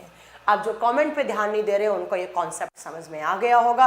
और फिर मैं यहाँ से अब दोबारा मैं इसको रिपीट नहीं करने वाली हूँ, क्योंकि आपका काम था पढ़ना और मेरा काम था पढ़ाना, इससे ज़्यादा मैं रिपीट नहीं कर सकती। तो कहने का मतलब मैम आपने 3 तरीके बता दिए। क्या क्या तरीके बताए, चखने पर, pH वैल्यू पता करने से, और पानी में डाल देने से आप एसिड बेस के बारे में पता लगा लेते हैं। अब नेक्स्ट पॉइंट आपको क्या याद रखना है, नेक्स्ट आता है आपका लिटमस पेपर। लिटमस पेपर आपने केमिस्ट्री वाली लैब में देखा होगा, कुछ कलरफुल लिटमस पेपर यूज में लिए जाते हैं। 8th क्लास में आपको टीचर ने एक्सपेरिमेंट करवाया होगा। कुछ इंडिकेटर्स होते हैं, कुछ क्या होते हैं, इंडिकेटर्स होते हैं, जिसको सूचक बोलते हैं, जो किसी भी चीज को इंडिकेट करते हैं। जैसे आपने रेड लाइट लगी हुई, तो रेड लाइट का मतलब क्या है, वो इंडिकेट कर रही है आपको खड़ा होना है, आपको चलना नहीं है। ग्रीन लाइट का मतलब क्या है, आप चल सकते हैं, है ना। ऐसे ही आपके एसिड बेस को पता लगाने के लिए भी कुछ इंडिकेटर्स होते हैं, 2 तरीके के, एक होते हैं नेचुरल और एक होते हैं आर्टिफिशियल। एक होते हैं नेचुरल, एक होते हैं आर्टिफिशियल। अगर आपसे पूछा जाए लिटमस पेपर कैसा इंडिकेटर है, नेचुरल है या आर्टिफिशियल, आप इसके आगे लिखेंगे ये एक नेचुरल इंडिकेटर है। कैसा इंडिकेटर है बच्चों, नेचुरल, जिसको आप क्या बोलेंगे, जिसको आप प्राकृतिक सूचक बोलेंगे। मतलब जो प्रकृति से मिलता है, ऐसी चीज जो प्रकृति में पहले से ही सस्टेन कर रही हो, उसको आप क्या बोलते हैं, नेचुरल बोलते हैं। तो लिटमस पेपर क्या होते हैं अभी मैं आपको बताती हूँ, इनसे कैसे पता लगाते हैं। तो पहले एक बात सुन लीजिए आप ध्यान से, बाद में बताऊंगी कि लिटमस पेपर होते क्या है। जब आप ब्लू कलर के लिटमस पेपर पर कोई भी एक एसिडिक मीडियम डालते हैं, या एसिडिक मीडियम के अंदर आप ब्लू लिटमस पेपर को ऐसे डिप करते हैं, तो वो जो नीला कलर का लिटमस पेपर है वो तुरंत लाल कलर के लिटमस पेपर में कन्वर्ट हो जाता है। और ऐसा मीडियम, ऐसा केमिकल कंपाउंड जो ब्लू लिटमस पेपर को नीले में कर दे, वो क्या होता है, वो एसिडिक होता है। वो क्या कहता है, उसको क्या कहते हैं, उसको क्या कहते हैं, अम्लीय कहते हैं, अम्लीय। ठीक है। और ऐसा विश्वजीत कुमार कह रहे हैं ये सब क्या पढ़ा रहे हैं। विश्वजीत कुमार आप कहाँ से आए हैं, आप कहाँ से आए हैं, आप पढ़ने वाले बच्चे तो नहीं हैं, आप बोल रहे हैं ये सब क्या पढ़ा रहे हैं।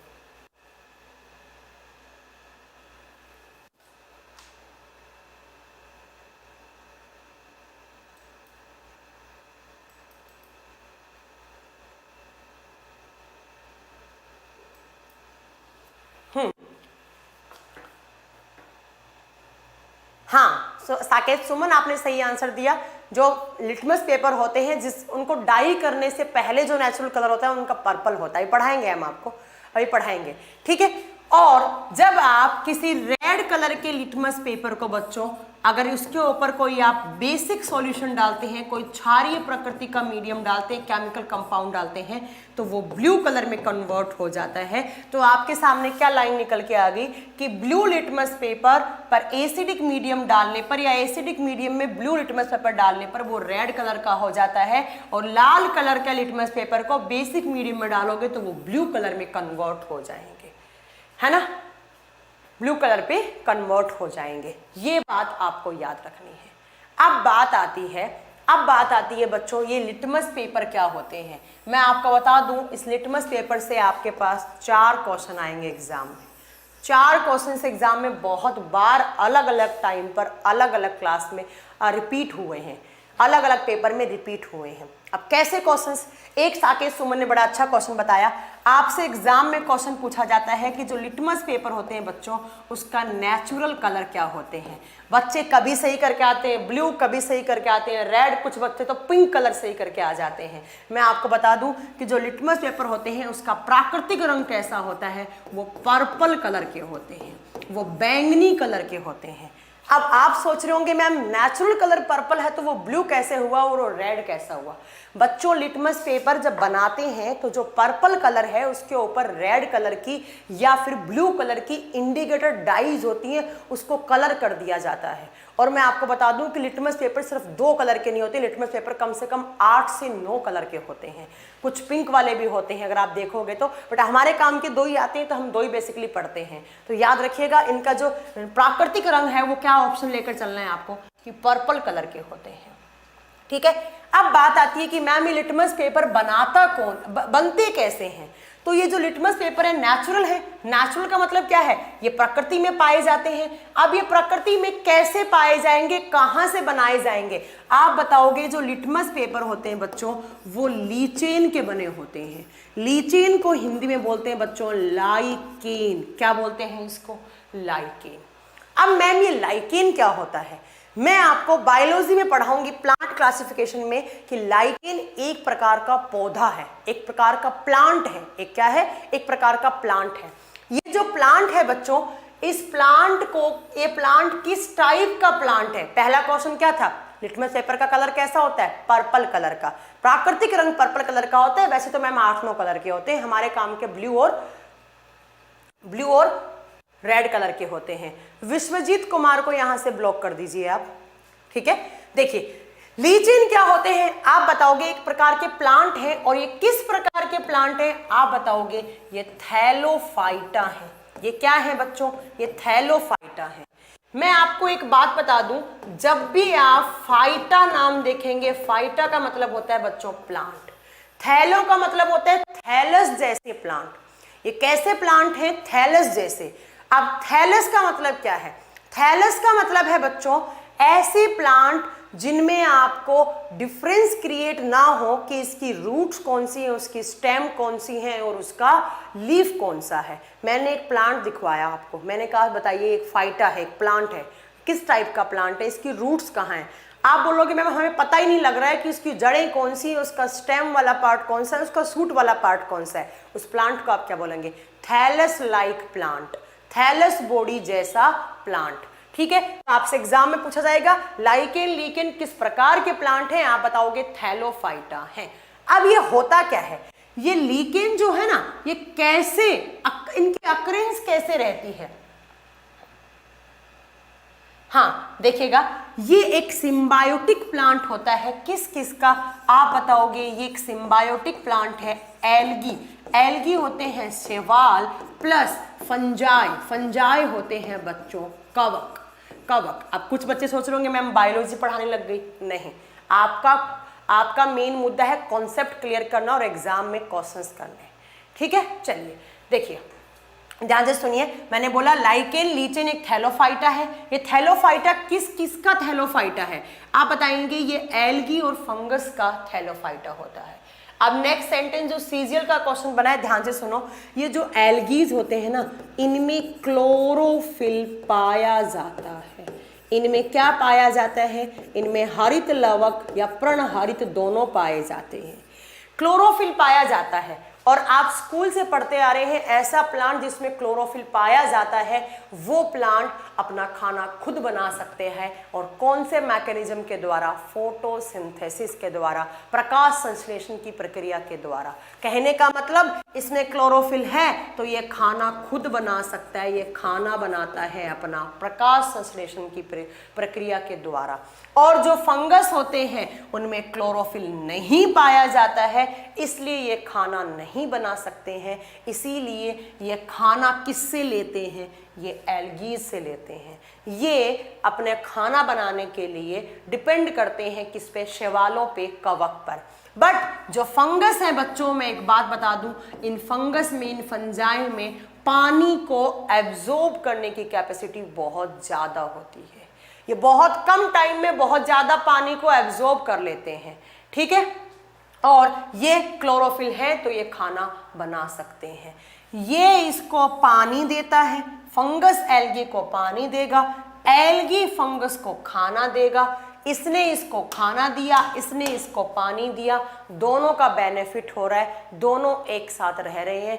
और ऐसे रिलेशन बायोलॉजी में कहलाते हैं। दो अलग अलग जीव एक साथ रह रहे हैं, एक साथ रहकर जीवन यापन कर रहे हैं और वो एक दूसरे को हेल्प कर रहे हैं। तो ऐसे रिलेशन बायो में कहलाते हैं सिम्बायोटिक रिलेशन। क्या कहलाते हैं? Symbiotic relation.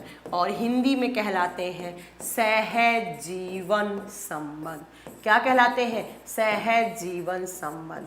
अब बात आती है कि मैम एग्जाम में कैसे क्वेश्चन बनेंगे। जरा देखिए, हमने कहाँ से स्टार्ट किया था, हम कहाँ पहुँचे। तो देखिए जरा, पहला पॉइंट मैंने यहाँ पर आपको पढ़ाया क्या? तो देखिए मैंने आपको पढ़ाया पहला कि लिटमस पेपर नेचुरल इंडिकेटर है, प्रकृति में पाया जाने वाला है। ये एसिडिक बेसिक मीडियम का पता लगाने के लिए काम में आता है। इनका नेचुरल कलर पर्पल बैंगनी कलर का होता है। ये किस टाइप का पादप है, किस टाइप का पौधा है? थैलोफाइटा है। और किस टाइप का सिम्बायोटिक रिलेशनशिप है? लीकेन, लाइकेन। लाइकेन किस किस का होता है? आप बताओगे एल्गीज और फंगस का। फंगस पानी देता है, एल्गीज खाना देते हैं। और ऐसे रिलेशन क्या कहलाते हैं? सिम्बायोटिक रिलेशन कहलाते हैं। तो हमने कैसे कैसे पता किया कि ये कोई भी केमिकल कंपाउंड एसिडिक है या बेसिक? पहला मैम टेस्ट कर लिया, दूसरा मैम उसको इसके पीएच स्केल से पता कर लिया मैम, तीसरा मैम क्या पता किया? लिटमस पेपर से पता कर लिया। तीसरा कैसे पता कर लिया? लिटमस पेपर से पता कर लिया। बट मैम आपने बोला कि लिटमस पेपर नेचुरल इंडिकेटर है, तो मैम क्या कुछ आर्टिफिशियल इंडिकेटर्स भी होते हैं क्या? क्या कुछ आर्टिफिशियल इंडिकेटर्स भी होते हैं क्या? यस। तो आप वापस आएंगे आर्टिफिशियल इंडिकेटर, आर्टिफिशियल इंडिकेटर। और हिंदी में लिखेंगे प्राकृतिक सूचक, प्राकृतिक सूचक। कुछ आर्टिफिशियल इंडिकेटर्स भी यूज में लेते हैं एसिडिक और बेसिक मीडियम का पता करने के लिए। कौन कौन सा मैं आपको बता दूं, आपको यहाँ पर दो ही याद करने हैं। पहला हम स्टार्ट करते हैं मेथाइल ऑरेंज से। ये कुछ डाइज हैं, कुछ सूचक हैं। ये मेथाइल ऑरेंज डाई, हिंदी में सेम नाम है। दूसरा आता है यहाँ पर फिनोफ्थैलिन। दूसरा क्या होता है? फिनोफ्थैलिन। ये भी डाई है। कैसे पता करेंगे? देखिए, जो मेथाइल ऑरेंज है इसका नेचुरल कलर लाइट ऑरेंज होता है। और ये जो फिनोफ्थैलिन है ना, ये रंगहीन डाई होती है, इसका कोई रंग नहीं होता है। ये कलरलेस नेचुरल डाई है, इसका नेचुरल कलर कुछ होता ही नहीं है। बट अब मैं अगर बात करूं कि इन दोनों में से कैसे पता करेंगे, इस मेथाइल ऑरेंज का प्राकृतिक रंग कुछ नहीं है। बट अगर आपने मेथाइल ऑरेंज के ऊपर कोई भी एसिड डाल दिया, कोई अम्ल डाल दिया, तो मेथाइल ऑरेंज जो है वो तुरंत यहाँ से एसिडिक मीडियम डालते ही ये किस कलर में चेंज हो जाएगा? आप बताओगे लाल रंग में चेंज हो जाएगा। और आपको पता लग जाएगा कि आपने जो मीडियम डाला है वो कैसा डाला है। वो कैसा डाला है बच्चों, वो आप क्या बताएंगे? ओ सॉरी, आर्टिफिशियल का मतलब था कृत्रिम, प्राकृतिक नहीं। यहाँ कृत्रिम लिखना हिंदी से। अरे कोई बात नहीं, इतना तो तुम्हें हिंदी आता ही होगा। ये कृत्रिम सूचक है या सिंथेटिक संश्लेषित सूचक है। और जैसे ही आपने मेथाइल ऑरेंज पर जैसे आपने मिथाइल ऑरेंज पर बेसिक सॉल्यूशन डाला, बेसिक का मतलब होता है बच्चा क्षारीय मीडियम डाला, तो ये तुरंत येलो कलर में चेंज हो जाएगा, पीले रंग में, और आपको पता क्या लग जाएगा कि जो मीडियम डाला है वो किस कलर का, कौन सा डाला है, वो आपने कौन सा डाला है, आप क्या बताएंगे, क्षारीय डाला है, बेसिक डाला है। ठीक है, नेक्स्ट, फिनोप्थलीन का नेचुरल कलर कुछ है ही नहीं, वो कलरलेस है, बट इसके ऊपर जैसे ही आप एसिड डालेंगे नो चेंज। नो चेंज का मतलब है बच्चों कोई चेंज नहीं होगा, कौन से कलर में, कलरलेस में ही पड़ा रहेगा। और जैसे ही आपने इसके ऊपर कोई बेसिक सॉल्यूशन डाला तो बच्चों ये तुरंत पिंक कलर में चला जाएगा, गुलाबी कलर में, और आपको पता लग जाएगा किस कलर का मीडियम, कौन सा मीडियम डाला है आपने, बेसिक डाला है। यही एग्जाम में आरआरबी जेई का, एसएससी जेई का क्वेश्चन है कि जब आप फिनोप्थलीन पर बेसिक मीडियम डालते हैं, क्षारीय मीडियम डालते हैं, तो उसका रंग क्या होता है, उसका रंग पिंक कलर, गुलाबी कलर हो जाता है। और ऐसे ही बनाया जाता है आपका 2000 का नोट, जो पिंक कलर का होता है वो ऐसे ही बनाया जाता है। हाँ, 2000 का नोट बनाने में फिनोप्थलीन डाई ही काम में आती है, ये आप आगे इकोनॉमिक्स में पढ़ सकते हैं, पढ़ाएंगे आपको सर। तो याद रखिएगा, नेचुरल इंडिकेटर कौन सा था, लिटमस पेपर, आर्टिफिशियल ये थे। इसके अलावा मैं आपको एक और बता सकती हूँ, हल्दी, टर्मरिक, हल्दी, हल्दी का कलर क्या होता है, येलो कलर का। अगर आप हल्दी के ऊपर कोई भी एसिडिक मीडियम डालेंगे, कुछ भी उसमें चेंज नहीं आएगा, बट हल्दी के ऊपर आपने बेसिक मीडियम डाला तो हल्दी येलो कलर से रेड कलर में चेंज हो जाती है। आपने देखा होगा कभी कभी आप खाना खाते हैं तो खाना, अगर वाइट शर्ट आपने पहन रखी है तो वाइट शर्ट पे आपने खाना खाया तो उसके ऊपर कोई सब्जी वब्जी गिर गई तो सब्जी के अंदर क्या होता है, हल्दी होता है। फिर आपकी मम्मी ने उसको सर्फ से धो दिया, या आपकी मम्मी ने क्या कर दिया, उसको आपकी मम्मी ने साबुन से धो दिया, कपड़े धोने वाली साबुन किस प्रकृति की होती है, बेसिक प्रकृति की होती है, और वो दाग बाद में कैसा पड़ जाता है, लाल कलर का पड़ जाता है। ये बात आप याद रखेंगे कि आपसे पूछे कि एसिडिक बेसिक मीडियम का पता लगाने के लिए नेचुरल इंडिकेटर कौन सा है आपके पास, लिटमस पेपर, आर्टिफिशियल कौन कौन से हैं, मिथाइल ऑरेंज, और कौन सा है, फिनोप्थलीन है। ठीक है, इतनी बात आप किसके बारे में याद रखेंगे, एसिड बेस के बारे में इतनी बात याद रखेंगे। नेक्स्ट आपको पॉइंट लिखना है स्टार लगा के, क्या लिखना है, आपको लिखना है acid and base, acid and base. हाँ, टर्मरिक को नेचुरल में ही काउंट करेंगे साकेत सुमन, यस, टर्मरिक को नेचुरल में ही काउंट करेंगे। तुषार,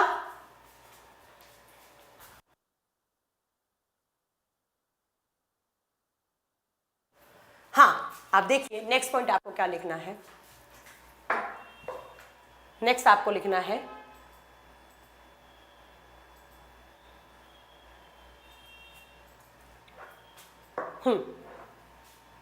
नेक्स्ट आपको लिखना है कि acid and base are good conductor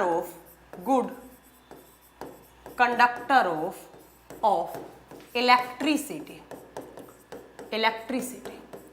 Hindi में क्या लिखोगे, अम्ल और क्षार वैद्युत के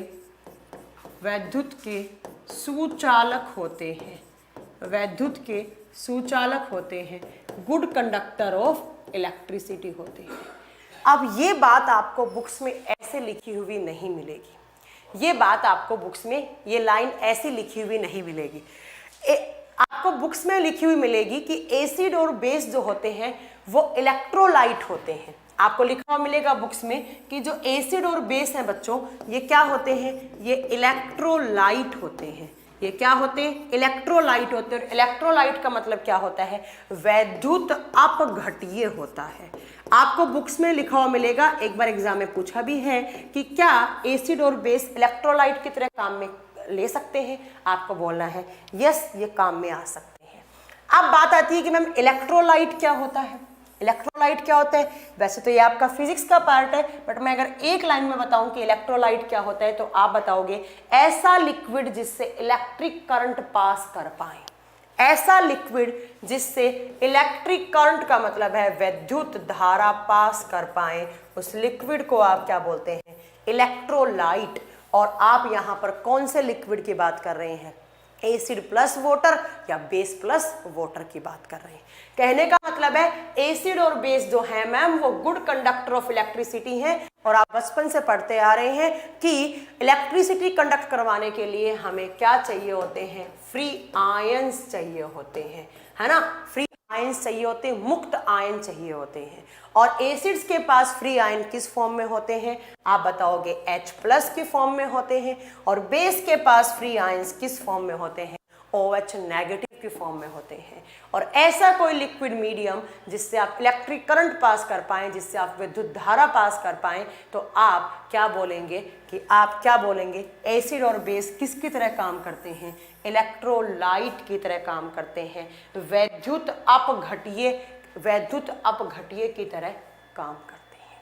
ठीक है, हमने क्या क्या पढ़ा, हमने पढ़ा कि हमें पढ़ना है केमिकल कंपाउंड्स, और केमिकल कंपाउंड्स में हमने एसिड बेस के बारे में पढ़ा कि एसिड्स क्या होते हैं एंड बेस क्या होते हैं। अब बात आती है कि इन एसिड बेस की, ये तो नॉर्मल बात थी यहाँ तक, जो आपको कुछ बातें पता थी और नहीं पता थी तो मैंने आपको पढ़ा दी।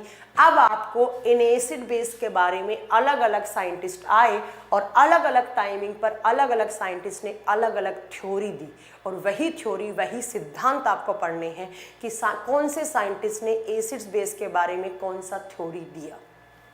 तो नेक्स्ट है आपका कि कुछ थ्योरी पढ़ने हैं आपको, कुछ सिद्धांत पढ़ने हैं यहाँ पर, किसके बारे में, एसिड एंड बेस के बारे में कुछ आपको थ्योरीज, कुछ सिद्धांत पढ़ने हैं। आप कौन कौन से सिद्धांत, देखो क्वेश्चन कैसे पूछा जाएगा, आपसे पूछेगा आर्हेनियस जी ने एसिड की डेफिनेशन क्या दी थी, बेस की क्या दी थी, बस यही थ्योरी आपको पढ़नी है।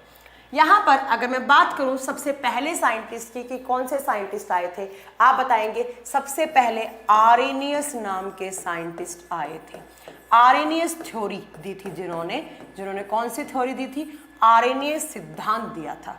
तो आप हिंदी में लिखेंगे आर्हेनियस सिद्धांत, आर्हेनियस सिद्धांत। आपसे एग्जाम में पूछा जाएगा कि आर्हेनियस थ्योरी क्या है, तो आपको क्या बताना है, बस यही बात आपको यहाँ पर पढ़नी है। ठीक है, ओके निपेन सिंह बोल रहे हैं कि आज मेरा पहला लाइव क्लास है। ओके निपेन सिंह, चलिए देखिए इन्होंने क्या बोला, मैंने कॉमन लैंग्वेज बताई थी अभी एसिड बेस वाली, इन्होंने क्या बोला, इन्होंने बोला कि एसिड वो हैं, वही बात जो मैंने अभी आपको बताई थी, जो प्राइमरी डेफिनेशन बताई थी कि जब भी आप एसिड को पानी में डालेंगे तो उनसे या तो H प्लस या H3O प्लस आयन रिलीज हो, वो एसिड, और जब भी आप बेस को, क्षार को पानी में डालेंगे तो जिनसे OH नेगेटिव आयन रिलीज हो तो वो बेस कहलाएंगे। वो क्या कहलाएंगे, वो बेस कहलाएंगे।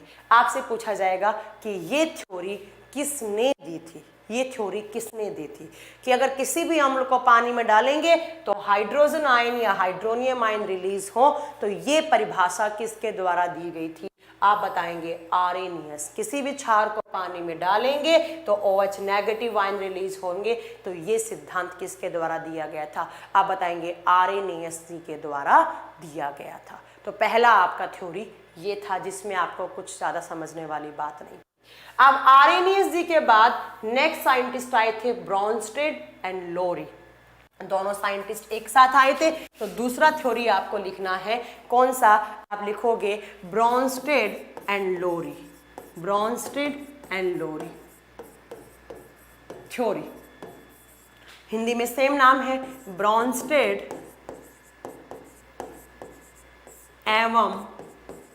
एवं लोरी का सिद्धांत, लोरी का सिद्धांत, लोरी सिद्धांत। इन्होंने क्या बोला एसिड और बेस के बारे में, ये थोड़ा सा ध्यान से सुनिएगा ये वाला पॉइंट कि ब्रॉन्स्टेड एंड लोरी जी ने क्या बोला था, ये थोड़ा सा ध्यान से सुनिएगा क्योंकि ये एग्जाम में पूछा हुआ है। इन्होंने क्या बोला, इन्होंने बोला कि एसिड्स क्या हैं, एसिड्स वो हैं जिनको आप पानी में डालोगे, जब एसिड प्लस पानी होगा, एसिड्स वो हैं या केमिकल कंपाउंड्स, वो केमिकल कंपाउंड्स जिनको आप पानी में डालोगे जो प्रोटॉन डोनेट करें, ध्यान से सुनना, जो प्रोटॉन डोनेट करें, क्या डोनेट करें, जो प्रोटॉन डोनेट करें। और ऐसे केमिकल कंपाउंड्स जो प्रोटॉन डोनेट करें उनको आप क्या बोलते हो? उनको आप एसिड बोलते हो। और कैसे एसिड बोलते हो?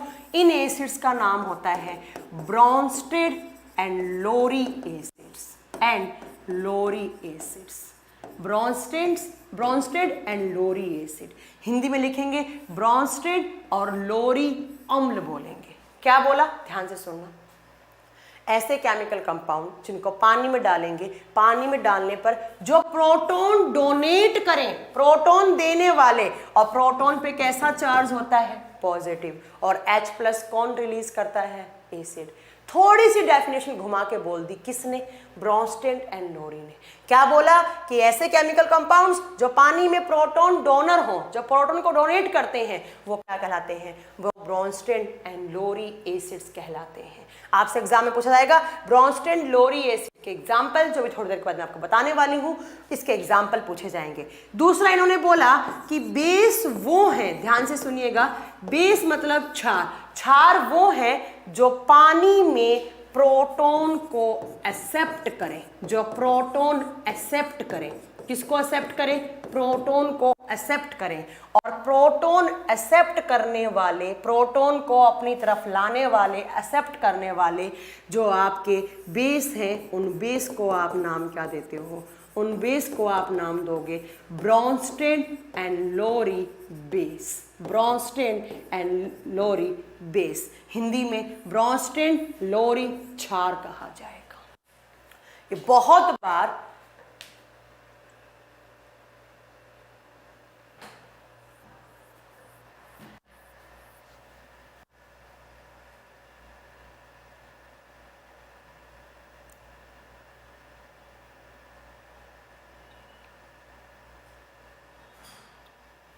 मैम इन थ्योरी में क्या डिफरेंस है? आपको डिफरेंस नहीं दिख रहा नरेश कुमार?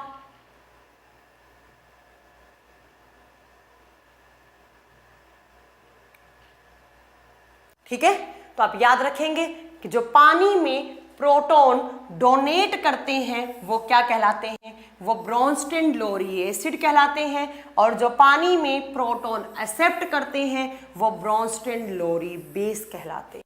ये डेफिनेशन किसने की थी? ये डेफिनेशन किसने दी थी?